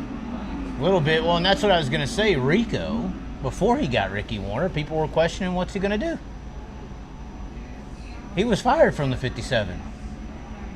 Well, I don't. He was fired from the 57 of Paul Silva's ride. Well, he wasn't in Paul Silva's ride. He did one weekend at Bakersfield, and one they fired weekend. him. What I'm saying is Paul Silva used to work on the 24 full time. Right. And from what I heard, and this might be just a rumor, so I hate spreading rumors, but from what I heard, basically Paul told him, stop wasting your parents' money. And told Rico that. And they subsequently told Paul to get packed. Whether that happened or not, I don't know. That's just. You mean the 24? Yeah. When it was the 24 days with Paul. Rico's always been in the 24. When right. Paul Silva was his crew chief, it was on the 24 car. He might have ran the 57 a few times, but that was 2021 when he tried that. Yeah. That's when Larson was going to go back to NASCAR. They needed a driver. It was a March race, I believe, at Bakersfield. Just a NARC race. Yeah, so just a one-off. Well, they planned to do the season. They had T-shirts made and everything, and Rico didn't run well, and bye. But even David Gravel said it on his show. David Van Bunt says, lose this dude. Are you not entertained? Colebrook. These are people who like blood and guts. They don't like insightful well, thought. The Davids, maybe some balanced points of view on the sport that they love. How important is Ricky Warner to Rico's success? Because even Gravel said you know, they were doing ranking top 3 drivers or 5 drivers in the last 2 years. This was 2 years ago. The year after Rico and Warner were together for 1 year, and I think he won one of the big races, and he was stringing good finishes finally. Yeah. And Gravel literally said, I don't know if you could put Rico in the top 5 because, yeah, he looked good last year, but the last 5 years, you wouldn't even put Rico in the top 20 prior to Ricky Warner when you look at results. And now he's the hottest sprint car driver. And now in the he's one country. of, yeah, so, but is that Ricky Warner's fault? Yes. Yes. What do you think? Rico just like got his shit together, started working out and getting his mind right, and all of a sudden he's a great sprint car driver That's now? what the media tells us. I mean, do the math. Tyler Walker, decent racer. Ricky Warner comes into the picture. They win the Gum Out series, and Tyler Walker goes on to be a prolific racer. Donnie Schatz couldn't get out of the B main for 4 straight years in the World of Outlaws. It was considered the lower level guy on tour. The rich kid. Because Within there's 2 a family years, car, right? Within 2 years of Ricky Warner coming on board, we go on and win our first Knoxville Nationals and rip off 8 championships in a row. You think Donnie Schatz just learned how to drive that good, that quick, all of a sudden? No. Donnie Schatz was always a good driver. He just didn't have the consistency and the quality of a crew chief of Ricky Warner. He had Kenny Woodruff, great crew chief, not Ricky Warner. He had Tyler Swank, great crew chief, not Ricky Warner. How many places does Ricky have to go and make that dude, whoever it is that he's working on their car, the best in the country before you start to understand that it's him, not them. It's him. Donnie Schatz, God love him, again, my second greatest sprint car driver ever. Can't take away what he did in his championships. I say he wins 5 championships without Ricky Warner. Why do you say 5 if this is a significant change? Because Donnie Schatz is that good as a driver. Ricky Warner did make the difference in giving him that edge to win and dominate as much as he did. But Donnie is still, to this day, and was a good enough driver, he would have at least put 5 championships on the board. Unless he just shit the bed with whoever he was with. What are some drivers? It sounds like we're talking about, like there's good drivers who got into great situations and did great things because of the situation more so than the driver. Again, 2007, what are some Ricky Warner comes along. That's what I'm saying. TSR starts. Right. I mean, dude, like all so the what stars are aligned some, for shots. What are some, throughout the history of what you've seen, who are some great race car drivers that never got a good to great situation that potentially could have put these guys off the win? Justin Sanders, guy we were just talking about right now. You put that dude in a Ricky Warner type situation in a World of Outlaw level car and take him all over the country for 100 races a year for 3 years, he is outlaw level. Outlaw like championship. I won't say championship, but at least like one of the guys. Rico. Yeah. He's Rico easily. Yeah. So, and the newsflash, but he won't even leave the West Coast now because he's financially set. I'm sure if you had a real organization lay the fucking red carpet out, he would probably jump on it. But I don't think that those type of opportunities come up. You got to be out here. You got to be showing what you can do. All this pizzazz nowadays. What about someone else? Anyone else, maybe? Kyle Larson, did you just hear that? You're not the greatest thing ever. Dark says Cody Jacobs would tear this guy a new hole. Why? Is he talking about me? I don't know. Because I'm good friends with Cody Jacobs, so he's not going to come and tear me a hole. He's going to come and have a beer and tell you you're a fucking idiot. Right. Well, I don't know. Why would he even say that? Just because of the idea. Ricky Warner stroke-fuckle? Maybe. There's some real angst between the crew chiefs on that shit. Like how we were talking about they had the characters. Yeah. They also Well, had like the I fuck said, you to the other crew chiefs. Cody Jacobs Cody Jacobs and Ripper are the 2 realest dudes in the entire pit area. Drivers, officials, period. End. Those 2 dudes are the realest dudes in the pit area. And I consider them both good friends because of that. Because they keep it real. They're not fake. They're not going to sit there and be like, I'm too cool. I'm sitting on the back of a World of Outlaw hall. Motherfucker. Or here's what they really. Here's the good. Here's the no good. one knows who you are, especially if you're a crew guy. No one knows who you are. Here's so stop acting too cool for school. Here's the good fakies. The good fakies are the ones who will sit at the back of the trailer and bullshit with you for 15 minutes, and then once you leave, start fucking shitting on you. Well, that's because a lot of these guys think they're way cooler than they are because they get to put on the crew uniform, and it's like, guys, you're actually not as cool as you think you are. Like Right. you are cool because you do something that's cool, right? And I think anybody who does what they love is cool. But you're not so cool that you get to act like you're better than somebody or have this like arrogance about you. Right. Well, and I would only say there's only about 5 to 10% of the entire industry that's in the Cody Jacobs Ripper category. If not less than that. That's why I say 5 to 10. It's probably more like 3 to 5. But again, that's what we were saying. When you have a crew chief who is a bigger personality than anybody on tour, That's a problem. that's a problem. That's But there's problem. a reason as well. And it's probably due to no matter how much of a sheep they may be, or a lion they may be, they're looking at 1,000 sheep. Yeah, It's just like the one T-Rex versus 2,000 chickens. yeah. It don't matter how, one lion versus 20 hyenas. Mm-hmm. It's like they're probably being quiet because they see if they bark up, they'll get eaten alive by everyone around them. Yeah, Cody Jacobs, Ripper, you guys are the shit. Keep Now, doing what's what the- you're doing, keep keeping it real. I got into Ripper's face one night because I This thought dude, he... look, see this guy right here? See how it's all the same? Kinzer Swindell shots. Kinzer shot Swindell. Let's go here. Oh, Doug Wolfgang was one. better than Swindell.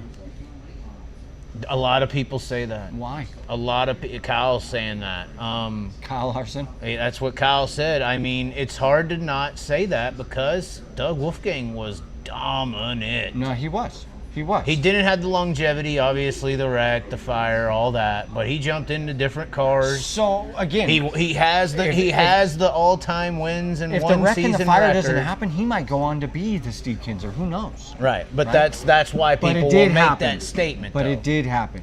We cannot rank people off of what could have been. We have to rank them off of what is.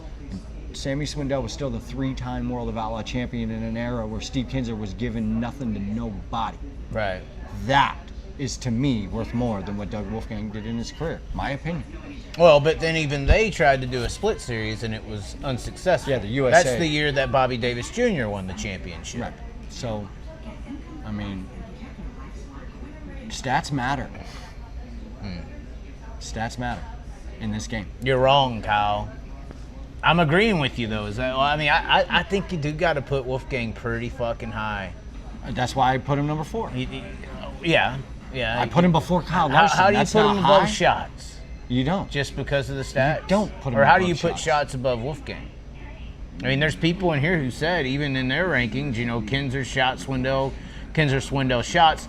How are you putting Swindell behind shots? How about that? That may be a better question for you.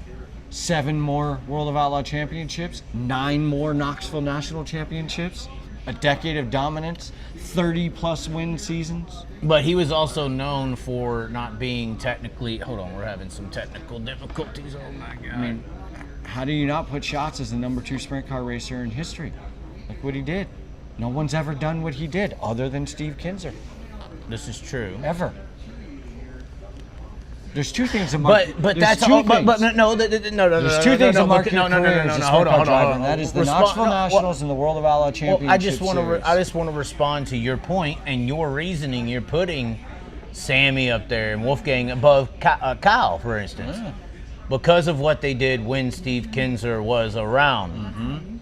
When Shots did what he did, who was around? Steve Kinzer was still around when Shots was there. Come on. He wasn't. Shell of himself is a whole nother level. Okay, I'm here to tell you that Carl even, Kinzer wasn't. I get that, but in 2008 and 9, even when Steve Kinzer was a shell, he was still a fucking handful. He was still a bad motherfucker. I'm not saying he wasn't. But you also didn't have Wolfgang there. You didn't. Well, Sammy was still popping around, but. Okay, so let's say the fact that Kinzer, You're talking about Joe Montana at the 49ers versus the Chiefs. correct. You're talking about Aaron Rodgers at the Packers versus Aaron Rodgers today. That's just not. So we're gonna just give a pass and say that I know he didn't accomplish nearly the same amount of stuff, but No, I think that's why they're putting Swindell potentially above Shots, or maybe even Wolfgang above Shots, because he's got the more titles, and maybe the Swindell one's better for you. But yeah, maybe he's got the titles, but Sammy was racing Steve and Wolfgang and Jack Hottenchild, and I mean there was a hell of a list back then, to be honest with you. he said we tuck our ears and our hat around here, son. We just have to And fucking. I'll have to agree with that. For you, we got to go full screen. You can't be reading these ignorant people. Why, man? This is what Look makes at how dumb Kyle Larson is. Look what he just said. Yeah, didn't Dave Blaney win a World Outlaw points title But in the isn't 90s? that the beauty of a show like this? When Everybody Kinzer was gets really an opinion. good, he probably could have competed with shots later if he kept driving 410s. That didn't make no sense, Kyle. You need to go to your, well, I would say you need to go to literature class, but you didn't actually go to a high school. He was homeschooled because he was a full-time Dank, racer. here's the irony. Dank, and where I'm from, dank means weed. Yeah. He says, I must be high. If that ain't the kettle calling Dank, the pot can black. you explain why he's high? Tell us right now. Yeah, explain yourself. Kyle Larson's right. Replace Day with Sanders. That would be a good one. That would be a good one. He has a job fucking vanner. That doesn't make no difference. I don't know what that means. Look, Kyle Larson. Day is overrated. I think Mike Hess is helping him out a lot. Oh wow, he's talking about them rules bending. I don't this think is so. This is an alias account for the record, but it is hilarious. I don't think that's the case. Corey Day's a little overrated to me right now. You think? Mm-hmm. I think he's a little overrated right now. I think I think he needs a cushion, and I think that all drivers get faster. Like when Kyle came in and did what he did in 2020 with the N-word year. And me and him have had this conversation. I said, yeah, you did what you did in 2020, but the thing that Kinzer did, back to Kinzer's, they were the lead rabbit, and all these fucking dogs aren't just staying slow. Right. They're No, I catching agree. you. I They're agree. learning what you're doing. They're Here's getting, where I'll and dis- to sustain that dominance is way harder than doing it one time. But here's where I disagree about Corey Day. If Corey Day ran 70 times a year This in a is the wing sprint Larson car, excuse. No, it's not. It's not. It's the reality is if I only get in a car 13 times and you run a car 70 times and I win as many races as you, by the percentages, I'm better than you. Kyle, I mean, because I didn't run nearly as many races. Listen, racing is like baseball. If you can hit at least 25% of the time, that's all you got to do. If you can hit 350 for your career, which is striking out almost 75% of the time, you're going to Hall of Fame, bro. Racing's the same way. In a 100 race season, if you can put up 30 wins, you lost 70 times.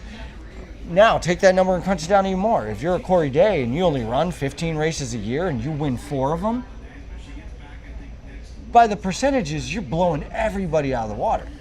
It takes time I'm to glad get you're bringing consistent. this up because we had this interview with David Gravel and talked about this. And I think he's right. He goes, when you're Larson, he was making the case with Kyle. Sorry, Kyle. Although you're not Kyle. But he said, when you're Kyle, you can just run into a racetrack, hop in a car, run the car as hard as you want, flip tonight, don't matter, run it as hard as you want.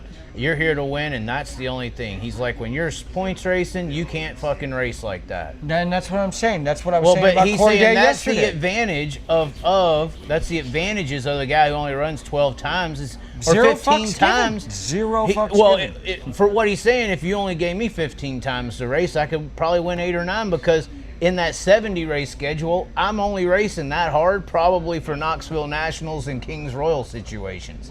I'm not pushing it at fucking BFE random Tuesday night racetrack, junking my shit because I'm here to race and it's one of my 12 times or 15 times. Whereas I know. those guys race in that mode. Which is so super. And there is a burnout thing. There is a burnout thing. Look at how good Darren Pittman does when he doesn't race and just pops up. I don't think jumping in a car is as hard as some people say it is when you've already done it at an elite level, like a Pittman, like a Larson, like these guys. It also depends on what car you're jumping. I think you're fresh. I think it's more enjoyable. It's more fun to do when you're in those scenarios.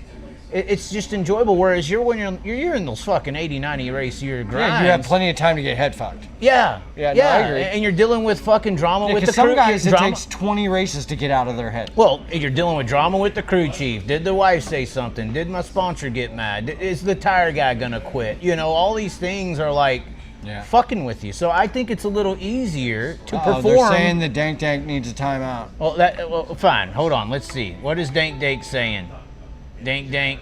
We're sorry. We're putting you in timeout for 10 seconds. If Kyle keeps talking, we're gonna put him in there for an hour.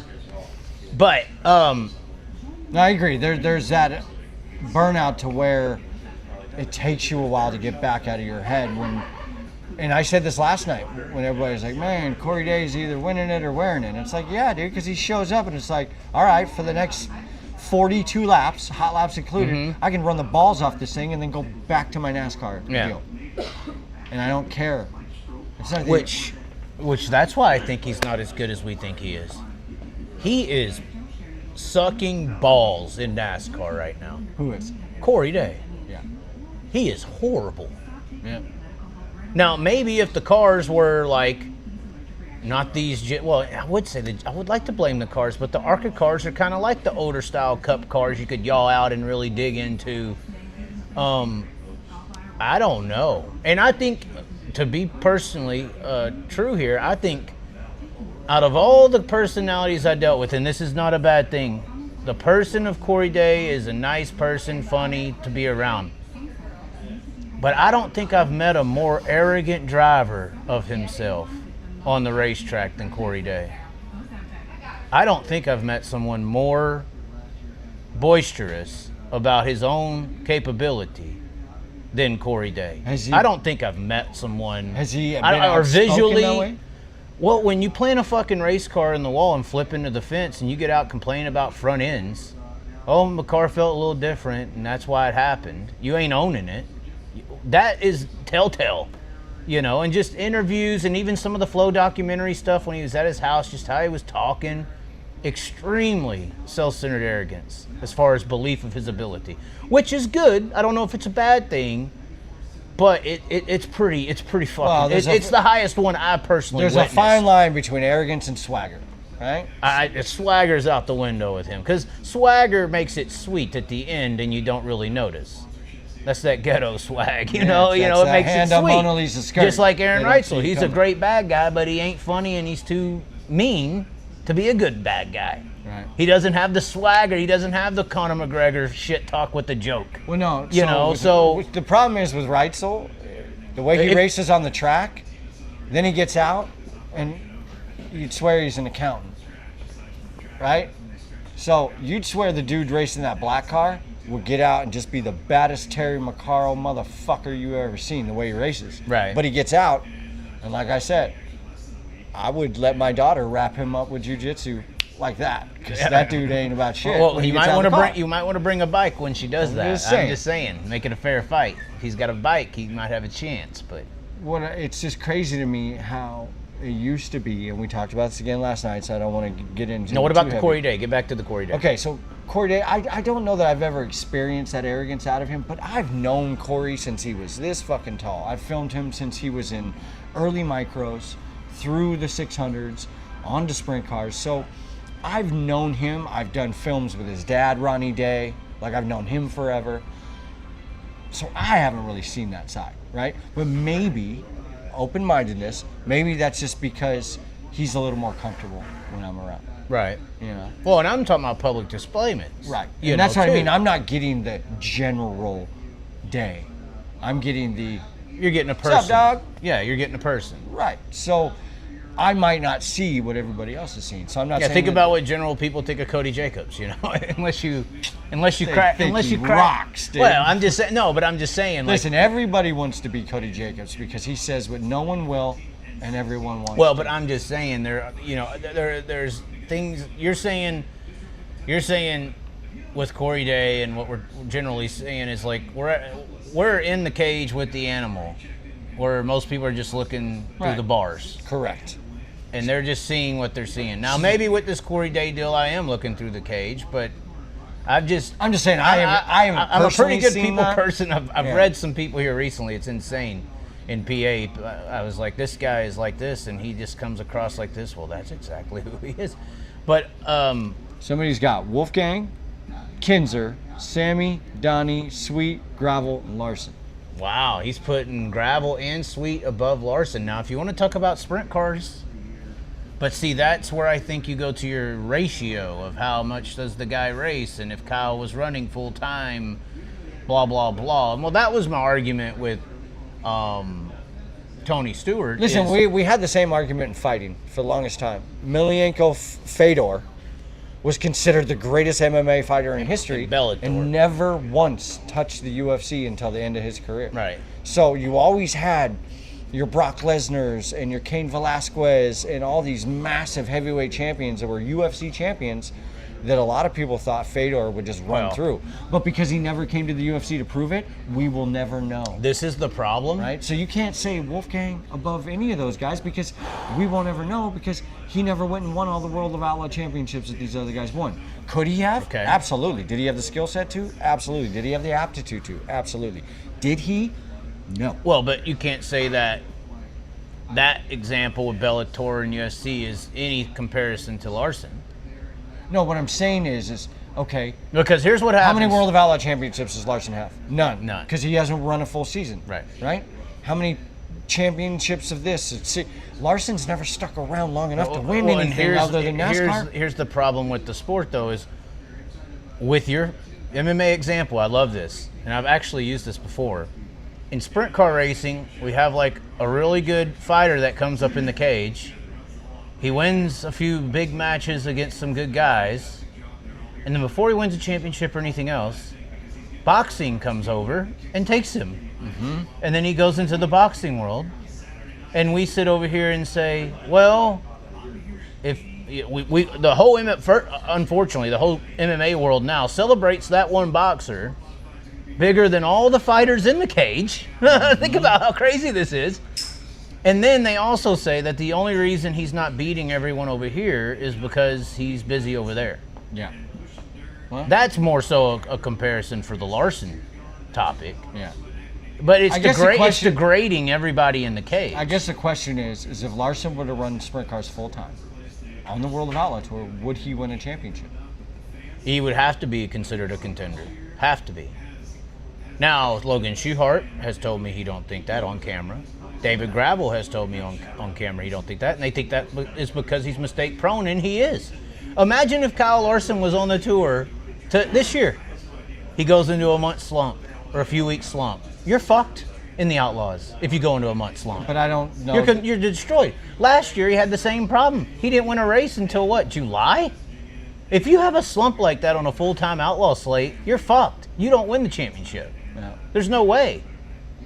So I think that's a good point. You're saying that his win it or wear it style wouldn't equate to a World of Outlaw championship. His inconsistencies. Okay. And we can reference 2020 when he did all that he did, but he also cherry-picked the fuck out of it. Not cherry-picked, but he only ran like, I think, 20 or 15-ish Outlaw races. Yeah, he won 40-something, and he won big ones. He did win big ones, but it's not like the majority of that 40 win streak was against the Outlaws. It was all-star competition. It was PA. It was PA Speedweek competition. Yeah. It wasn't. I do think that he has to be, even with all said, he has to be, if he was to do it, considered a threat to win the championship instantly. Like, no questions asked. No questions asked. But is it a sewed-up deal? He's shown mistakes that would not last on the Outlaw Tour full time. So here's how I equate it. That makes him a third or fourth place guy in the points. Here's how I equate it. David Gravel is as fast as he is all the time. Yeah, and Sweet was even better. And it's not faster than Kyle Larson. The problem is Kyle Larson's pace that's faster than Gravel in a given time is only going to work so much consistently. Here's what I mean. David Gravel will turn in 30 laps at 90% efficiency. Kyle Larson will turn in half those laps at 70% efficiency because he's up 4 wheels over the cushion. But those 10 laps that he nails at 110% half second faster make up the difference. Yeah. And that's why you'll watch Kyle Larson kind of flounder around while Gravel's, and then all of a sudden in the last 10 laps, here he come. That's because his last 10 laps of here he come are faster than anything anybody's done all night long. Oh my God! I saw. Give me that. I saw Ronnie. Give me that right now. We just got a special note here. I mean, I just thought this is just what I've seen. Maybe once again, you got different sides. Everybody's got different sides. Think about how many people think I'm an asshole, arrogant piece of shit. You know, I mean, we just received this message. Get off Dave's ass. His dad bought pizza tonight. Here at Corigliano's. That is the message. If I'm making me a Ronnie Day, I love you. You're the man, dude. I don't know, man. He's going to assault Justin Sanders. That's what he said. He's going to get him. I mean, shit happens. I told you, Ronnie Day comes from an era of fuck around and find out. We're missing that in our sport. Oh, we are. The last time we had a fight, a good one. Well, and once again, before I was critical of Cory, I did say I've had great interactions. I've never had a problem or anything like that. Just I've seen telltale signs like, wow, he really thinks that. Well, you should ask him. I think you need to have more consistency on the racetrack before you get to that level. Now, I think and I've said this for years, if you don't think you're better than Kyle Larson and you're in a sprint car on the track, get the fuck out of that car and put someone in there who thinks that he is. I agree with that 100%. Like, you can't go out in a 410 sprint car and think anybody's better. So that's why it is good to think that way. It may not be that good to verbalize it sometimes in certain aspects and telltale abilities. But I will say that it is impeccable. You have to feel that. What just happened? Is this guy spamming the chat, guys? Okay. Yeah, he's definitely glad we. That's why you got to check the chats, man. I know. More often.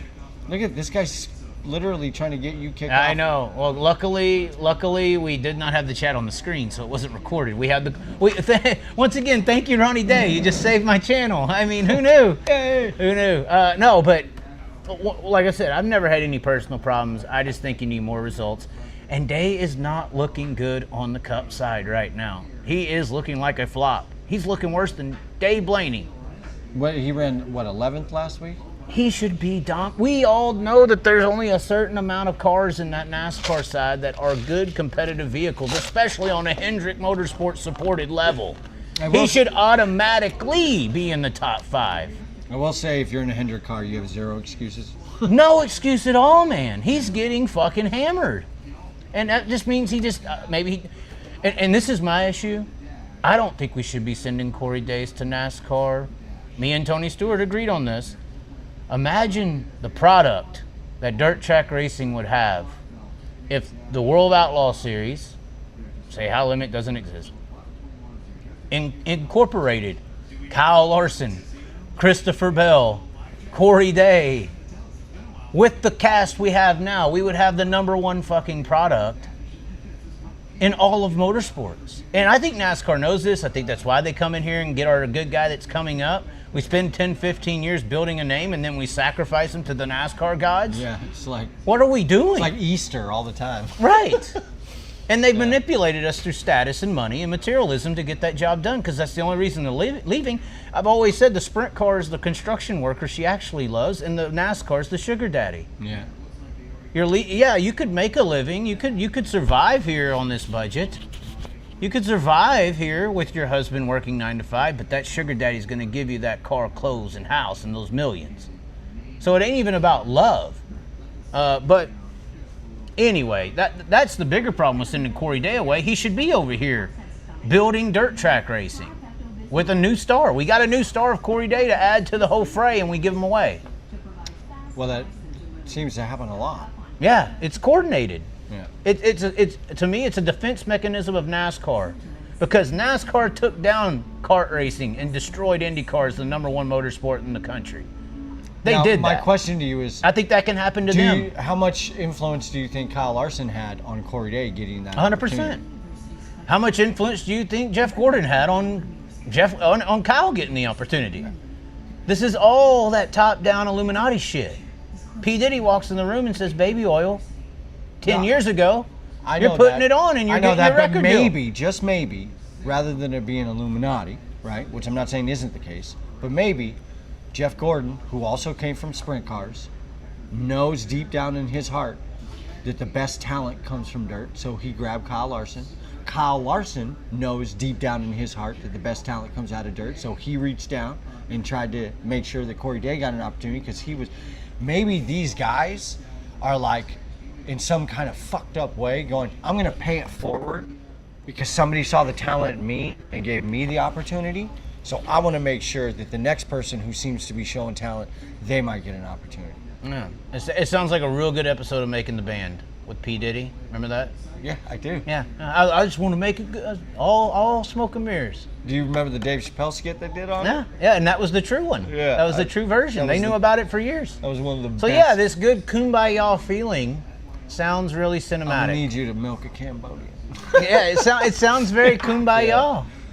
It sounds very kumbaya, Jeremy Mayfield. Well, I'm just saying, like, that's a possibility. I'm not saying what is or isn't. I'm just trying to give a balanced point of view, and maybe, just maybe, Jeff Gordon, who comes from dirt and ran World of Outlaws stuff at 16 years old and then went NASCAR, saw that in Kyle after his whole situation, and he probably went to Hendrick and was like, hey man, we can get the greatest race car driver on the planet right now, probably at cents on the dollar, in whatever scenario we want it to be, because he's got nowhere else to go. So we're getting the golden goose for a fucking mud duck price. Why wouldn't you?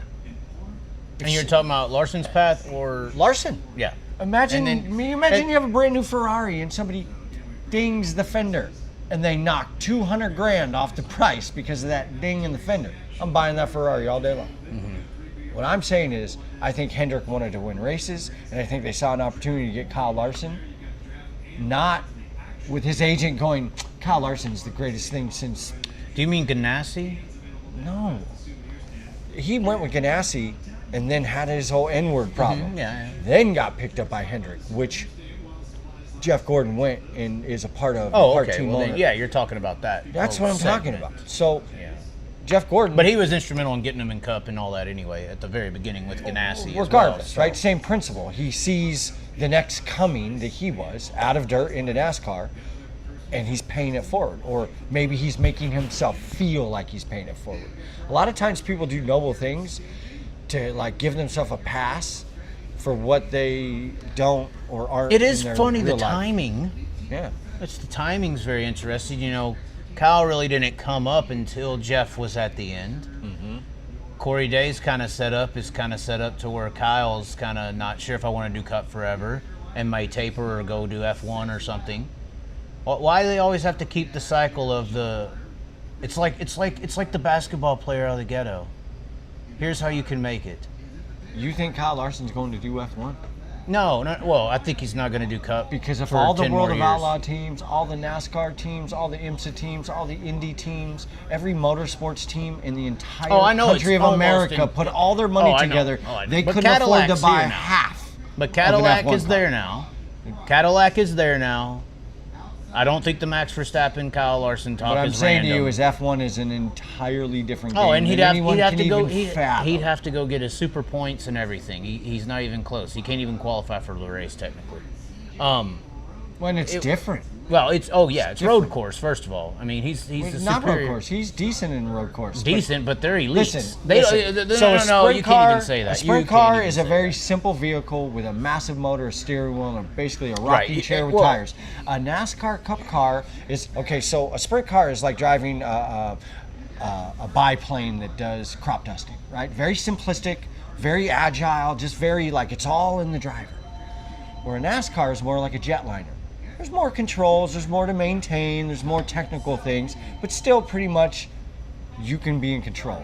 An F1 car is like driving the space shuttle. Right. There are so many protocols and so many things that Kyle Larson would have to learn. Oh, yeah. It would take him multiple years to even get up to speed. Well, and I just think he's a good... Not because he's not talented enough, but because literally it would take you 50 hours a week of studying all the controls and how. Oh no! I'm not doubting any of this. I just don't think Kyle. I don't think Kyle's going to be a full-time Cup racer in the next 5 years. I don't think so. What do you think he's going to go the path of Nitro Circus? I don't know. All that crazy shit? I don't know, but I just don't think it's going to be full-time NASCAR 5 years from now.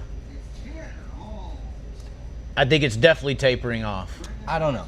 I think the conversations of not doing it and doing something else is going to be on the table in 5 years.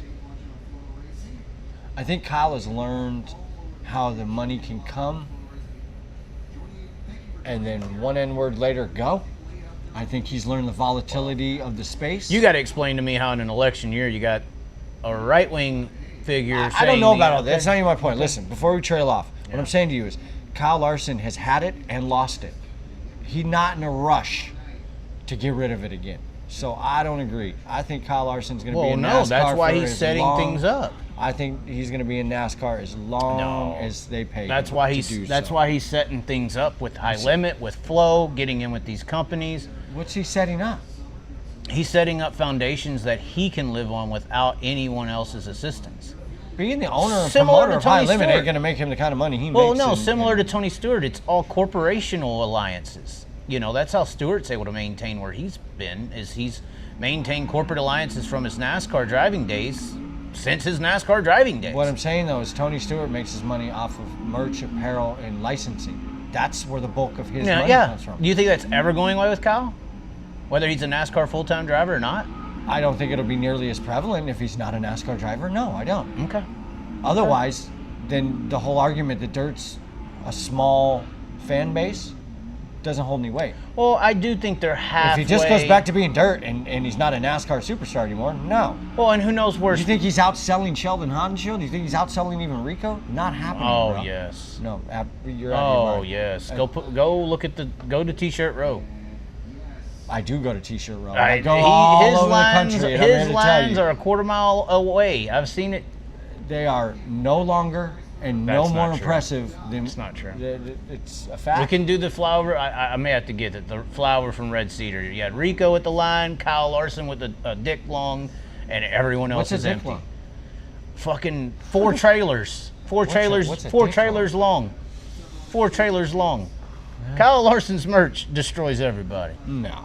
Yes, 100%. Tripping. 100%. Rico's second. I think Rico's the most popular driver in sprint car racing. Only sprint car racing. But Kyle's obviously way bigger. All right, we're going to have Outside of sprint, with and outside. Well, we are the sprint car capital of the world this week, so we're going to do an experiment. Just because Kyle, when Kyle's here? Kyle and Sheldon and Rico, and we're going to count how many T-shirts of each one of them we see in the grandstands, or the pits, or just walking around town. Why not just go to their lines? Because that doesn't always tell the tale. No, it will consistently be strong at the 57. It's not my point.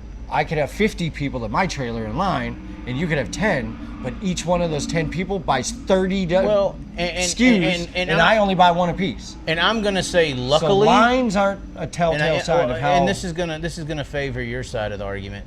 I'm gonna say, luckily, the sport has finally gotten tired, especially here, tired of seeing Kyle win. That is something that has started to happen finally. No, finally. I think that's so unnatural. Why did he get a pass? No. Steve Kinzer won too much here, they booed him. Donnie Schatz won too much here, they booed him. I think that's you could not say right. that's not right, but he got passed. He got a pass. There was nobody that ever dominated and won as much as he was winning being celebrated ever in the history of our sport. Anytime somebody got on a string, they booed the shit. Yeah. And that you're was saying unnatural. Larson got a pass for that? Finally, he's losing that pass at this track in particular, because other places it still cheers and stuff. But they're tired of seeing him win the Knoxville Nationals. It's almost getting to that Donnie level because they really hated Donnie there at the end. I think they're going to start to get that way at the Chili Bowl too if he continues to dominate there. I don't know. Midget world's different. I know it's mainly sprint car world when you're down there because there ain't no midget world really at all. Not anymore. But that building, that area, they don't get to see Kyle a lot. You know, he's still got the mystique. So do you think it's more popular of a win when Kyle wins or when Rico wins? At Chili Bowl? Anywhere. Rico now. For sure, Rico. Rico's just too likable, too likable of a person. Why do you think that is? A lot of people say his stature and all that bullshit, but how he interacts, his content, his presentation. Like when he junked Madsen and them at Lakeside a few weeks ago, like when he got out of when he did that victory lane interview, we've seen the Macedos and pretty much every other driver, they'll get out in a situation like that and be like, man, I don't know what happened there, but it was, I'm sorry, I didn't mean to wreck the car, and just continue on and say, well, my crew chief did a great job, and I got a little tight here, and we got it done. Whereas he got out of the fucking car and basically went into a damn cinematic apology of transferring emotion This Larsonite said Larson was already on his way to Hendrick before the N-word. Oh, probably, because it was the last year of his Ganassi contract. But that's why I see... But that's speculation. Well, just like speculation that he came into the series racing for Ganassi, and 4 years prior he had the driver swap with Jeff Gordon and Juan Pablo in the F1 car at Indianapolis. Yeah. So, yeah, you had your driver swap from Jeff to Kyle. But Dank thinks Kyle's going back to dirt. That's and I think that's what... Which we would love. I mean, God bless if that ever happens. And that's what I'm thinking. He's banking. Let's just say he's banking now in multiple ways. Look what Flo gives him. Look what a bunch of people give him. Just to be associated with him. Prime probably gives him a hell of amount of money. I mean, he's got some really good partners that are all about being... And what his advantage is they want to be attached to him. I think there's a lot of sponsors that want to be attached to Kyle Larson, not Hendrick Motorsports in the 5. If that makes sense. They would rather be attached to Kyle. Yeah. So he's getting indirect funding. So, in saying that, if he wants to split off and do dirt, if he wants to split off and I think he's building foundations with this sprint car high limit deal to make it a viable money maker for him in collaboration with Flo. Look at all the money behind them. I think that is what I mean. In 5 years, I could see a path with all these connections he's got and his association with these sponsors and things. So let me to ask where you, he could do whatever he wants. Full-time dirt. He could do the Daytona 500 and pick and choose some. Be a Jimmy Johnson. Look what Jimmy Johnson does on the Cup Series right now. He don't run all the time, but when he does, he's in a decent car. Series to series, what do you think is the difference between the other hostile takeovers? When NST in 2006 split and took Steve Kinsey with him. When the USA sprint car split happened. Took the big three. And took the big three with him. Like, what's the difference this time that it's gonna work? I'm not saying it is or isn't. I'm just curious what your opinion is. They got Cole Trickle. They have a driver who's bigger than the entire sport. And that's Kyle. If Kyle Larson is not involved, that series dies. I think that's why the 57 gets away with tilting wings. I think that's why, there's nothing in that series that is selling more than Kyle Larson. And even the association is selling them tickets. Just the association is selling them tickets. Even when they had the big races in Wisconsin, there was a write-up in the Sheboygan newspaper that said Kyle Larson series, huge success. Yeah, I saw that. It didn't even say high limit. Yeah, no, it's the Kyle Larson series. Yeah. So that's the big difference. They built a driver that was bigger in the entire series. That I complain, this is your problem. You got one guy bigger than everything, and he doesn't even race our series full time. And that's why it's a bigger threat. And additionally, you got the house on the side of them. You got Walmart. Flow Racing is Walmart. You have Walmart supporting them. Yeah. You have a multi-billion. How many fucking is it? Multi-billion or is it billion yet? What, TKO? Oh, TKO, which is the. TKO. Do you want to explain TKO?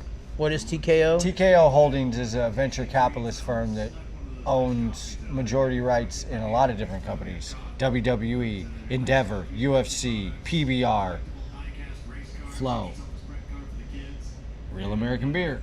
I mean, I'm not going to get into all that, but yeah, to me it is a little funny that a company that's one of the majority owners of a beverage company is sponsoring its competitions series. I don't understand that, but it's not for me to understand. Maybe there's some things... Vince McMahon. This is the Vince McMahon. Maybe there's some business dealings behind the closed doors where that makes sense. Sometimes in the business world, things are up that should be down, things are down, should be up, and it doesn't make sense to you, but it's not my company. Yeah, so it don't have to make sense to you. Right. So, TKO's value that Kyle Larson is associated with now, and that firm, or what do you label it as? Well, it's a hedge fund, basically. Hedge fund. It's a BlackRock. It's a venture capitalist firm. And they're not even, and let's just make it clear, they're not even close to a BlackRock or State Street or Vanguard. No one is. I think Vanguard's too. Vanguard State. The big three is BlackRock, Vanguard, State Street. Yeah. That's the big three. They basically own the whole world. They own everything. Yes. How about this? All the politicians, all the between those three companies, they own 65% of the entire world's wealth, and they own almost 70% of America's real estate. Wrap your head around that. They own 70% of all the real estate possible in the United States. That's scary, because when three different companies can just pull their card and go, you know what? We want to do something else with all this land. We want to do something. They could literally crash markets just by three dudes talking and having a bad conversation. Right. Well, and that's the people who actually make these moves that affect our society. Yeah. The politicians know this, but the politicians work for these people. Yeah. But I mean, again, but then the John Wicks get involved, and who knows who's actually doing everything. Because the one thing more valuable than money is life or death. I think that the John Wick underground world is very powerful. Maybe Kyle will give you his ride, Chaz. Oh no, we got David Gravel in the comment section. I fucking love David. What do you mean? Oh God. Well, hold on. Hey, we need that picture from earlier. We got David in here. Oh, come on. Oh, David, we got something for you. We'll save it for you. We'll save it. Damn it makes me want to look it up now. This is neutral territory. No, this is not neutral. I definitely am not doing my show here Friday and Saturday night. We are not doing the show at Corigliano's Friday or Saturday. It's too neutral to be here. I was trying to get people to come in here and stab me. You should have like an arm wrestling championship with Oh my God. Regardless, TKO Holdings, I think David was enjoying your conversation or explanation of this. Well, I mean, that's it. Like, TKO basically is a massive equity firm that owns rights and majority holdings in a lot of the sports properties, a lot of the companies that you see that you don't even realize. It's like Berkshire Hathaway. I mean, so then that's like tentacles. So like the top 4 insurance companies in the world are Allstate, Progressive, Geico. They're all owned by the same damn person. So, in saying that, when we see a Prime energy drink sponsoring Kyle Larson and a TKO Holdings company like Flow Racing involved with Kyle Larson in a series because they're a part of the investment of High Limit, and then we see Logan Paul working with WWE, is that kind of this is where you get the web of the spider kind of. I wouldn't necessarily say it's like nefarious. No, I'm not. Oh, no, but yeah, that's just what it is. Does it make sense that TKO Holdings is over the top of all of this? And now the umbrella. Now that they are like a decent or majority owner in the WWE and Endeavor, and Logan Paul is in the WWE. Mm-hmm. Logan Paul has Prime. Prime's now with Larson. Larson's underneath Flow's banner because he's been sponsored by them. They are also part owner in Flow. Like, yeah, no. If I'm TKO Holdings, I'm saying, how do we leverage all this investment top to bottom? Right. What are we doing to leverage our place in all this? And if Kyle Larson can give us the leverage we need in motorsports, and Logan Paul now in WWE can give us leverage in both those properties, and then Flo, who sponsors Larson, can showcase what we're. I mean, it's like this perfectly packaged. And are you saying thing? It's not a bad thing. It just welcome to the world of big business. Right, and there's a lot of competitive brands under these umbrellas out there, right? Like competing against each other. Right, like under the TKO Holdings. No. Or well, not even just TKO. Under the BlackRock umbrella, under the big hedge competing? Fund. Yes. The fake competitions. Like, again, fake competitions. Berkshire Hathaway, prime example. They own more than half of the food market. They also own all those insurance companies I told you about. So when you're going there and you're deciding whether you're going to go with Geico, the Lizard, or Flow, a Progressive, understand that that's the same company, just branded differently. Right, and it's the same company that owns all of those choices that you have. It's called inventing the marketplace, and it's what big money does all the time. It's an illusion, technically. Yeah, absolutely. They give you. It's like when your kid comes to you and you give him an option. Both of those options lead to the same place you want it to lead, but the kid feels like he has options. And right. It's a progressive. That's the manipulation of the human. You they want the illusion of freedom of choice. Everything is a psyop. It is a psyop. Period. So again, I don't think that the TKO thing and all but that, I don't think it's nefarious. It just funny it is enough. a thing. Funny enough. So at the same time, Flow with Progressive, we'll say Progressive and Geico, there are investments in people who are working, and there is media and pushing to compete unknowingly in the groups. Like in the groups, they don't know. I bet you there's a bunch of fucking people selling insurance for Progressive, trying to steal somebody's customer from Geico that has no idea that we both work for the same guy.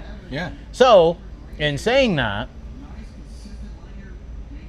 the real American beer scenario, is there a situation, like you said, inventing the marketplace, or WWE inventing conflict? Is there a scenario, a plausible scenario, where World Racing Group is already a TKO property? There's NDAs, certain things signed to where nobody can know.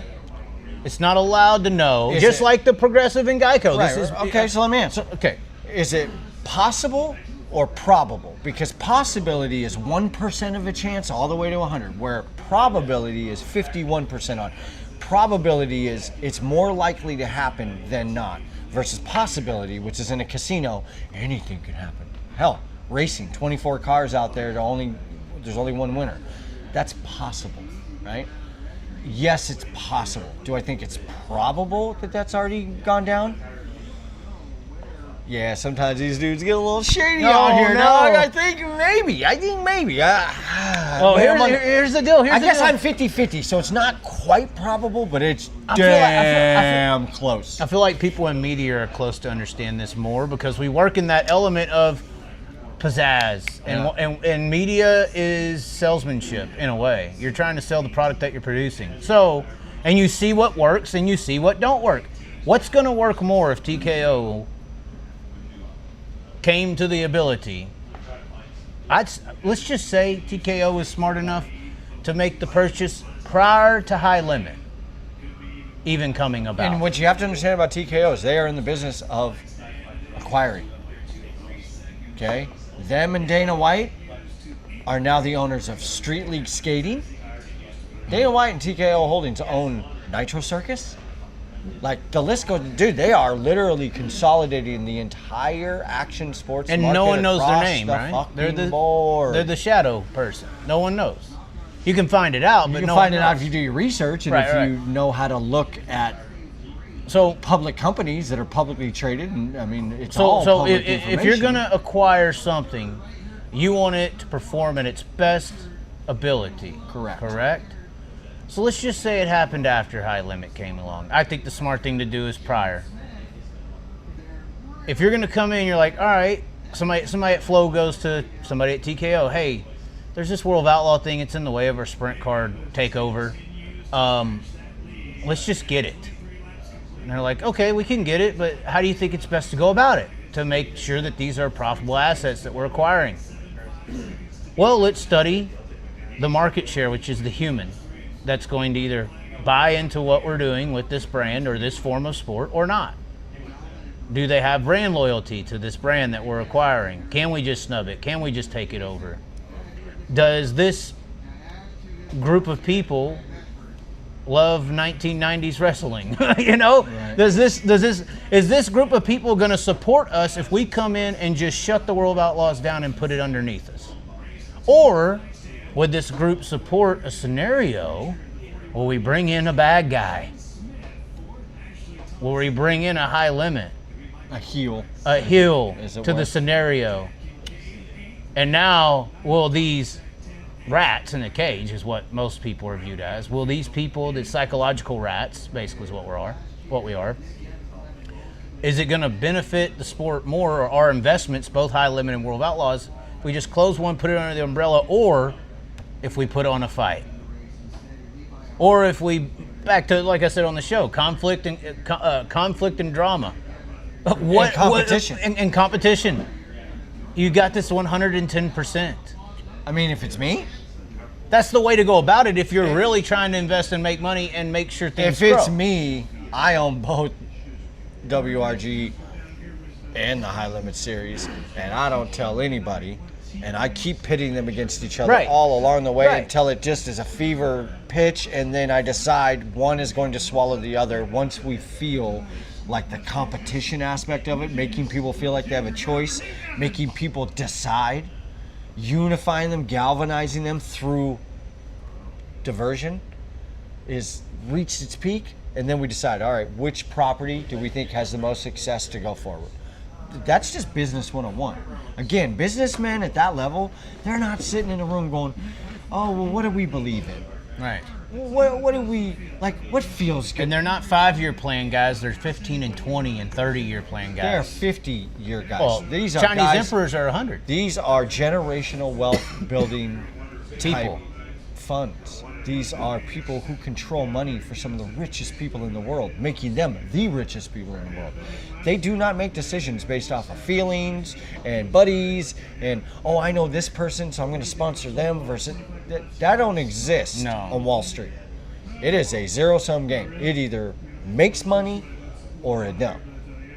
And their job is to maximize the ability to make it. 100%. And if that means coming in and flipping an industry upside down and getting a little funny in the way they do it, so be it. Well, see, and I've always looked at things as 5, 10, but you have to also equate 15, 30, like when people talk about AI and they're all scared about it. It's like, bro, private industry and AI is always 40 to 60 years ahead. Yeah, if you're whatever scared, you're worried about is already here. Whatever you're worried about as far as AI is already here. Facts. All your fears are here.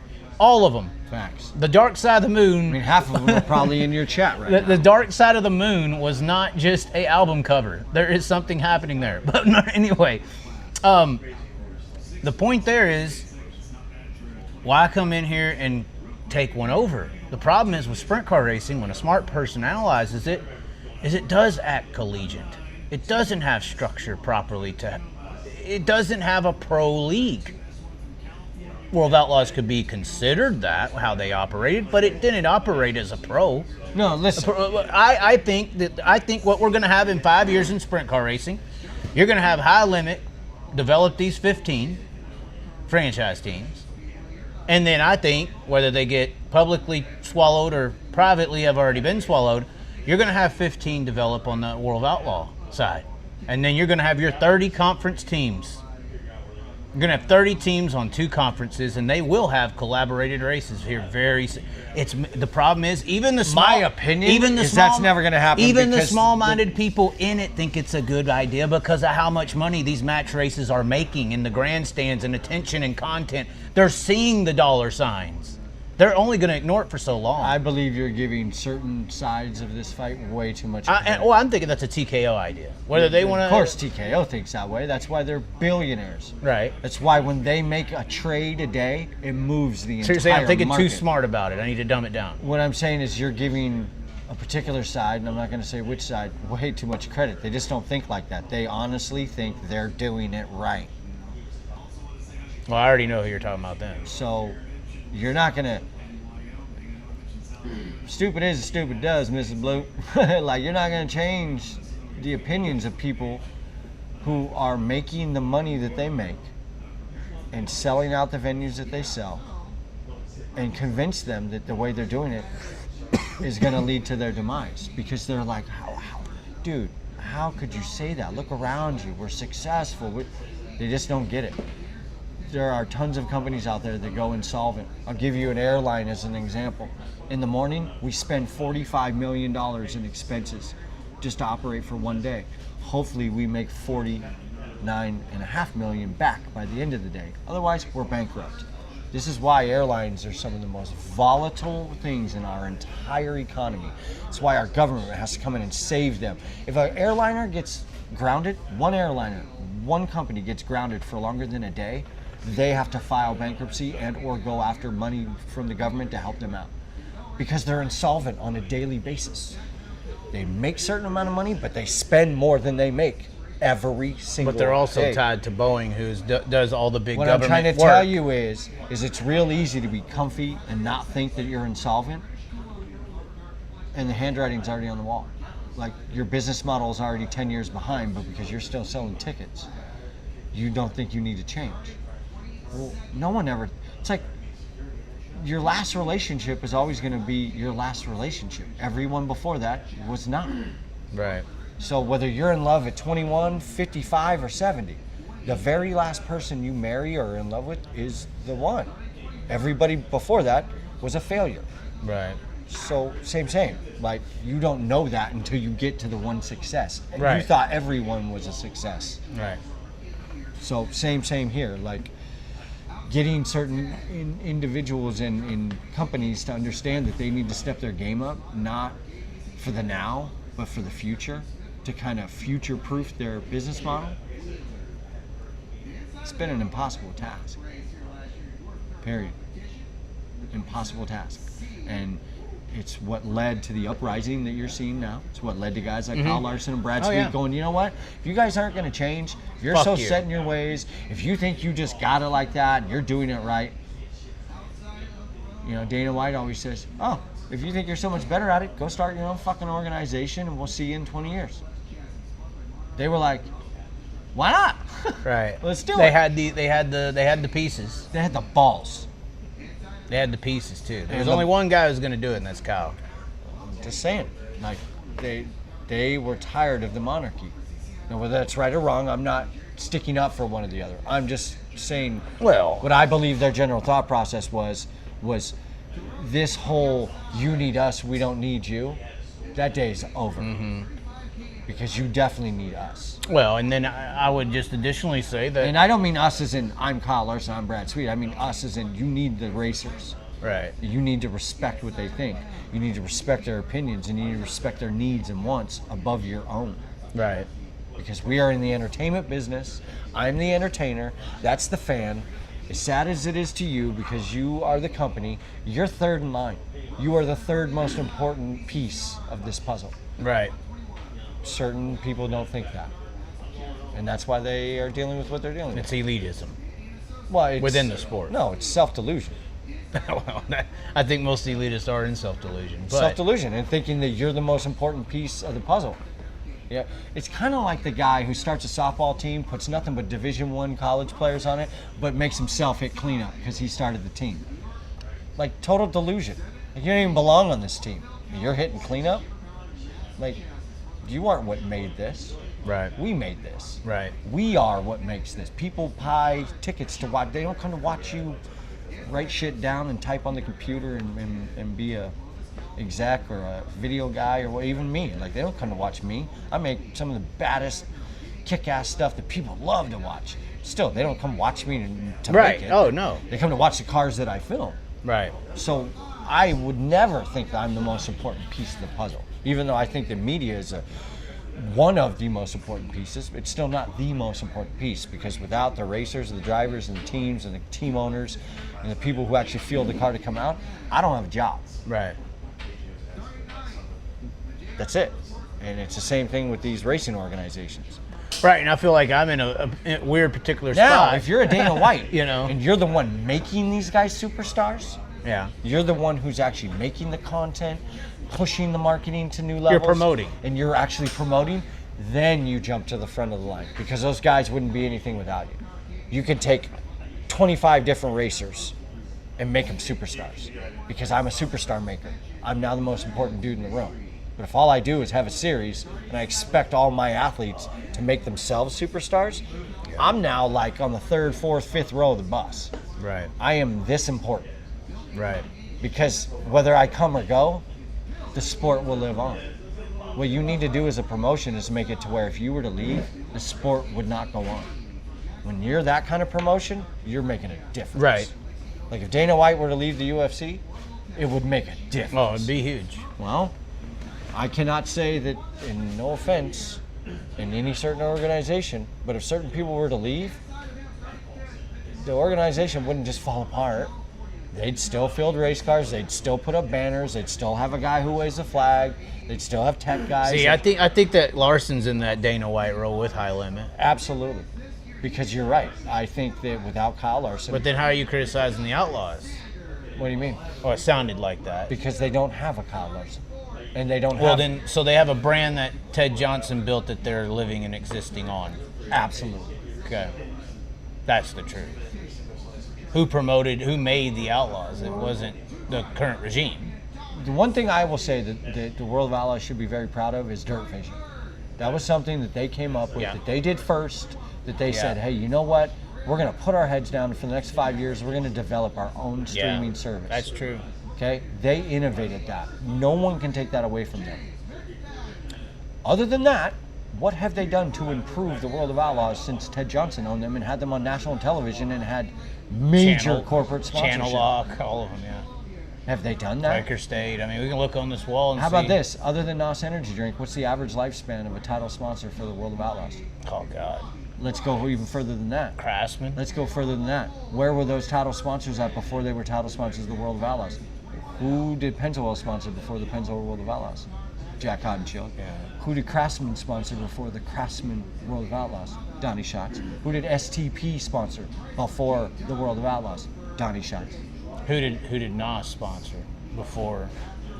And they're poaching their own drivers. I'm not saying they're poaching. What I'm saying is you're not innovating. Yeah. You're not getting it done. You're not innovating when every time I break up with a girl, you're the one who ends up being the guy. Right. Like that doesn't. You're not the man because you keep picking up my leftovers, right? Like you come with a hot chick to the party that we all want to bang.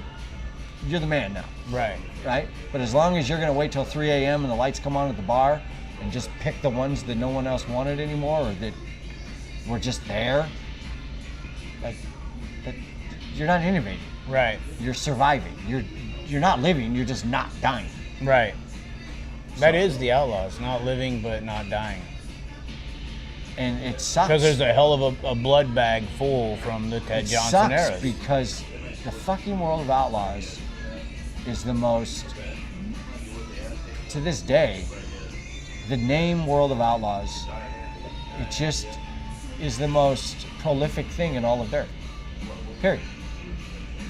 There is nothing bigger. There has never been anything bigger. I doubt there will ever be anything bigger unless this whole war doesn't go their way. In dirt. In dirt. I just think they need to step their game up with their in-track presentation.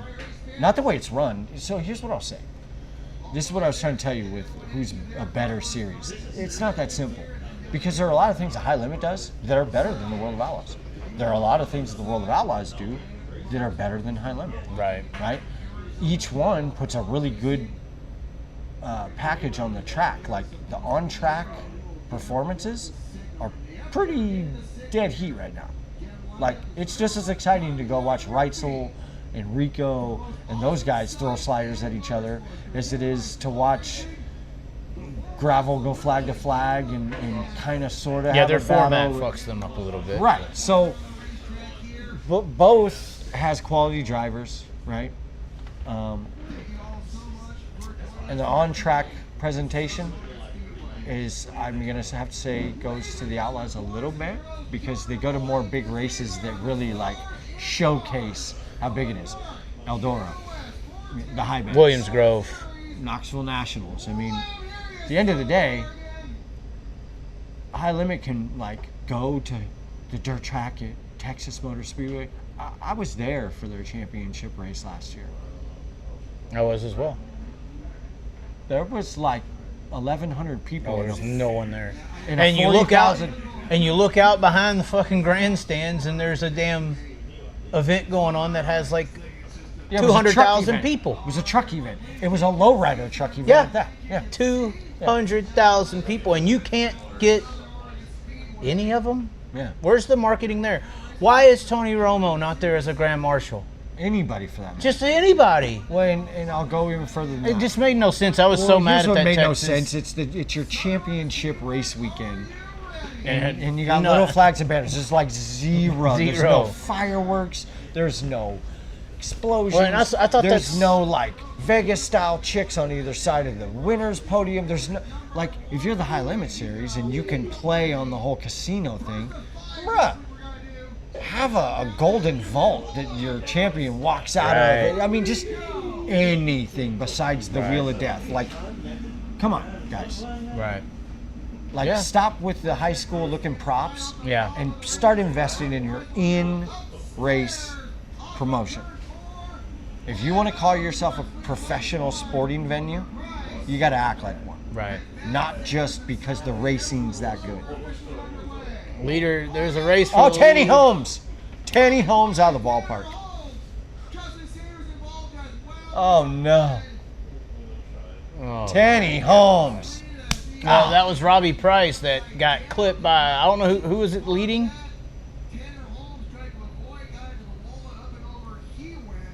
Oh.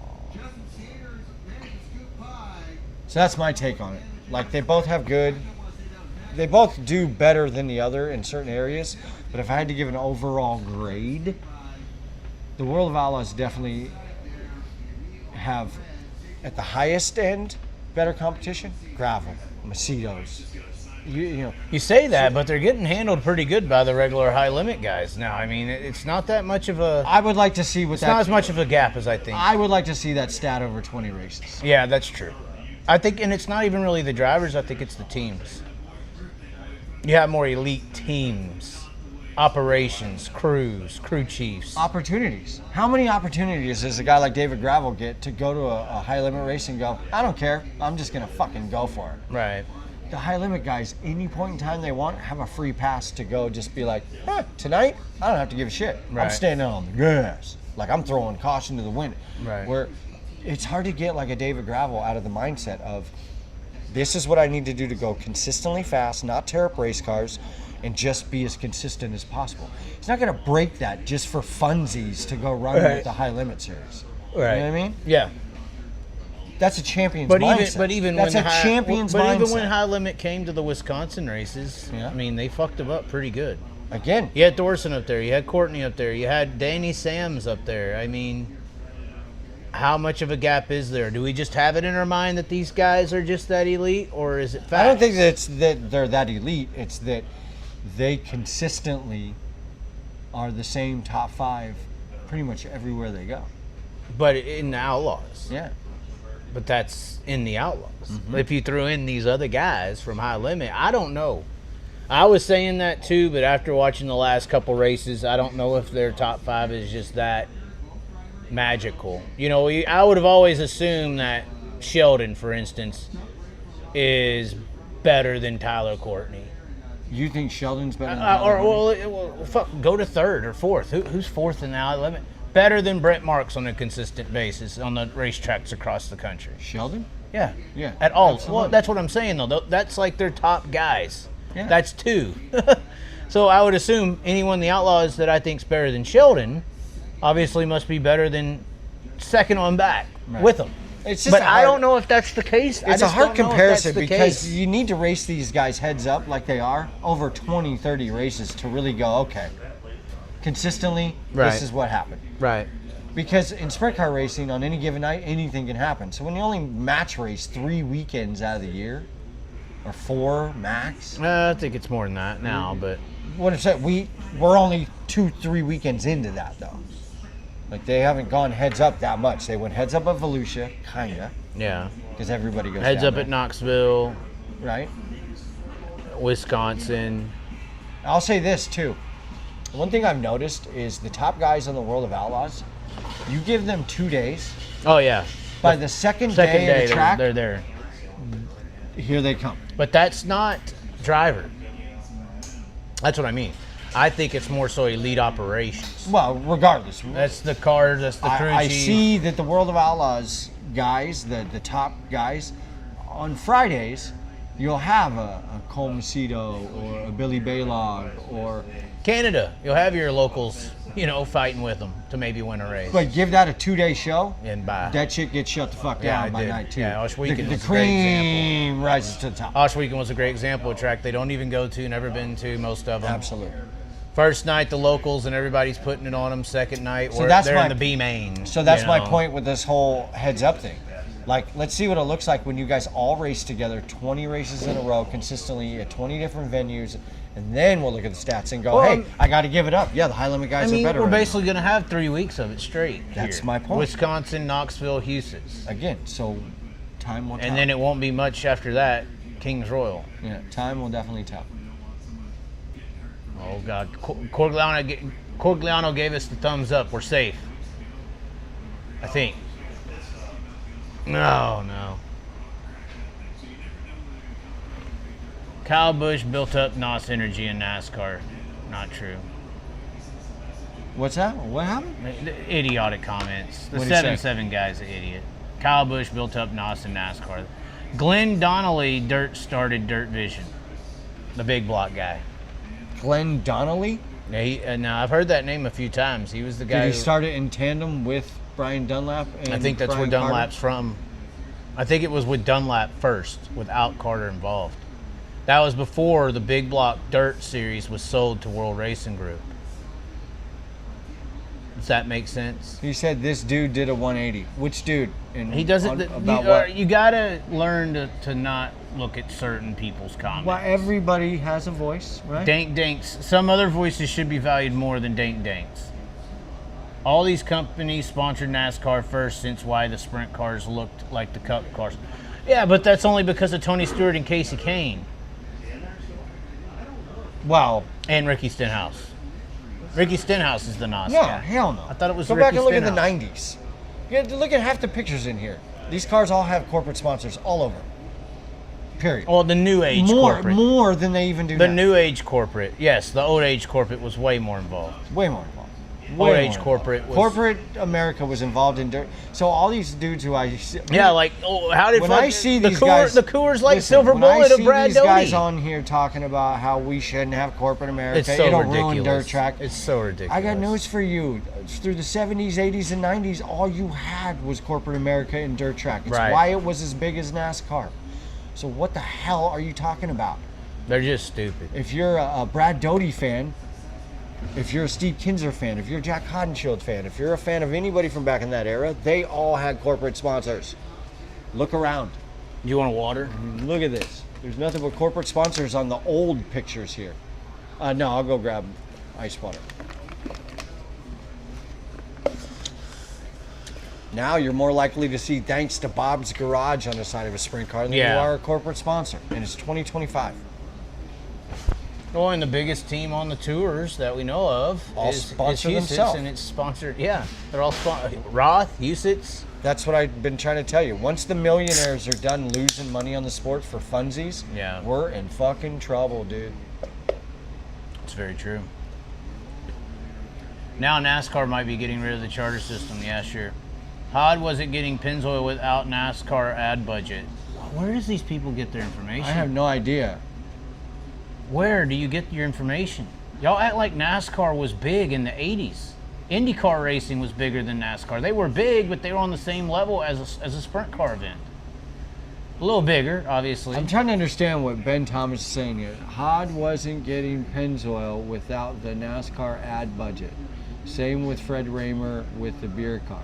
You're saying he wasn't getting the same amount of money as a NASCAR team?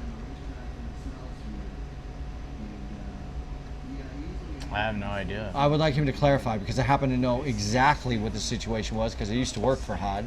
You And, worked for Jack Hodenshield. Jack Hodenshield? Yeah. Oh my God. So I'm trying to see And if this now dude knows what the hell he's to talking tell you about. some Hod facts. Well, he might be kind of right, Let's hear it. You got your question. but I just need to get clarification on what There he's you actually go. saying. There you go. We're getting. There it is. You're going one-on-one with them, Ben. I gotta pee anyway. This is good. Ben.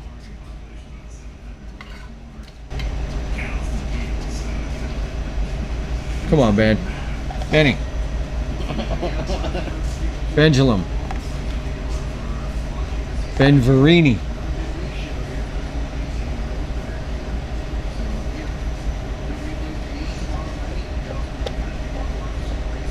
How long are we on here for? Holy shit, we're almost at 3 hours, bub.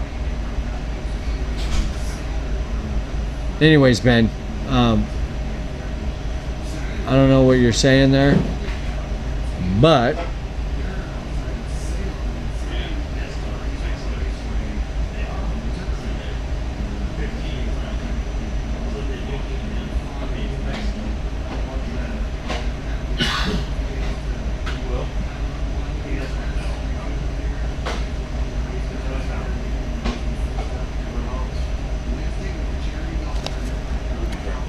see what else we got going on in the chats here. Kyle Busch built up NOS and the energy in NASCAR. I mean, he did a decent job for sure.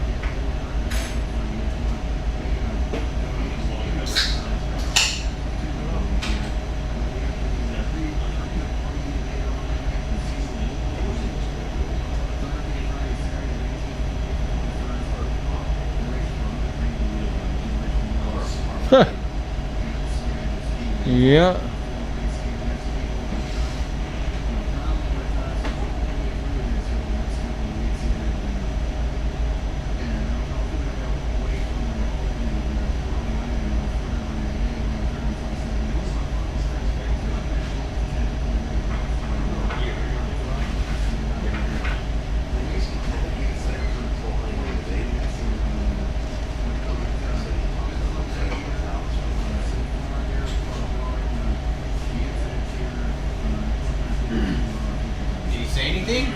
Not to me. He's arguing with somebody else. He refuses to even. Yeah, he's beat. Because there were a lot of extenuating circumstances that led to the Pennzoil deal with Jack that honestly had nothing to do with NASCAR. So. Who is NASCAR even sponsoring in that time frame? I want to say they did like partial sponsorships on a couple different Cup teams. I think they did the Wood Brothers a little bit. I think they did a little bit of Kenny Wallace's car. What is Gravel talking about? Sheldon is 5th. 5th what? Gravel, call in, buddy. Let's talk. Let's chat, man. We all like what you have to say. You want to call David Gravel right now? Well, I mean, I doubt it. He's on the East Coast. You know, he's got. Yeah, he don't answer late. Well, he's got baby boy, man. Baby boy needs some sleep. And Jill will probably smack him upside the head if you start calling too late. Yeah, he's just scared of confrontation with the women. They're bigger than him. They always have been. I didn't say that shit. Sheldon is 5th? What does that mean? I don't know what that means. I guess maybe in points. I think he means in points. Because I was making the point about Sheldon. Yeah. I think we're talking more intrinsic value as far as guys who can compete at a certain level, but as far as points, yeah, man. Sheldon's had a hard time, like, really consistently.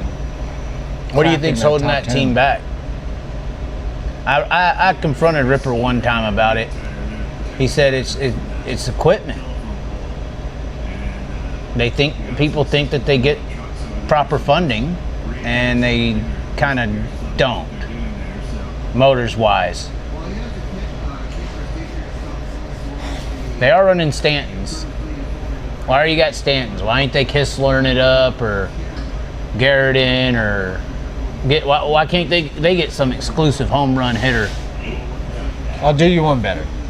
I'm just gonna say this. I don't give a fuck who it pisses off. How in the hell is Tyler Courtney in the A car in the A team when he's on a lower level series with the All-Stars and now High Limit, and Sheldon, who's in the house car, in the NOS house car, not got the best, like, look at this as an F1 type situation. Right. F1 would never favor or not put their best foot forward on their A driver and their A team, and then flip that over and go, well, you're our A driver, you're our B driver. We're going to give the B driver the best equipment and the A driver the B equipment, so it's all balanced to fair. Is that? And I'm not saying that's what's going on. I'm saying, like, I don't understand how, like, because I agree. You have to understand, like, I filmed with Sheldon for 2 straight years. I know every facet of why they have struggled and not struggled, because I was there to document it. And Ripper's not wrong. And I just, for the life of me, never understood how the poster child for the entire series, the Dell Jr. of our sport, and the poster child for the title sponsor of the series and the house car program, doesn't have the best of the best of the best of the best just falling out of their now fucking is that the difference between a Stenhouse Marshall collaboration versus a Clausen Marshall collaboration? I don't know. And because that's the only difference between the two, right? I mean, yeah, they got the NOS. Here's where it's hard for me, because I don't want to. Clausen it's a Clausen Marshall, right? Yes. And then it's Stenhouse Marshall. Correct. So it's separate, completely separate. But here's the thing: I'm not going to speak on something that I don't have the inner workings or knowledge of that. All I can tell you is from a team level, what I experienced, what I saw, and what was conveyed to me was basically what you're saying Ripper said, which is like, you want us to go out and win races, but I got a motor in here that's got 16 nights on it. Right. Like, what the hell you want me to do with that? Right. Meanwhile, Gravel's got what he's got, and this team's got what he's got. But so, again, you know, I don't know what it is beyond the team level that goes into the thought process, and I'm not going to speculate because that would make me an idiot. I do know that if I own one of the premier teams on the World of Outlaws, though, and I've got the money, they will want 4-0. Right. So I don't know. I don't know how that business model goes. David Gravel says, we haven't raced enough together to see which series is stronger. You was making that point. That's my point. He also give says, it 20 races of match racing, and then we'll see who's who. He also says we need more manufacturers in sprint car racing. Funny, you know, when you're saying this about Sheldon, if they could hold together, like it looked like it was starting to, but hasn't. Well, wouldn't that be the best scenario for that team to pick up where Donnie left off with Fords? Because I feel like the Ford plant of a motor benefits the fucking Hog Wild driver. Benefited Kerry Madsen. It looks like it's really helping Peck, like I said, when it holds together. But that's the point. If it's a motor, well, their Stantons fell apart at fucking Osh Weekend. Their Stantons are coming apart anyway. If you need a manufacturer, you just lost one with Donnie.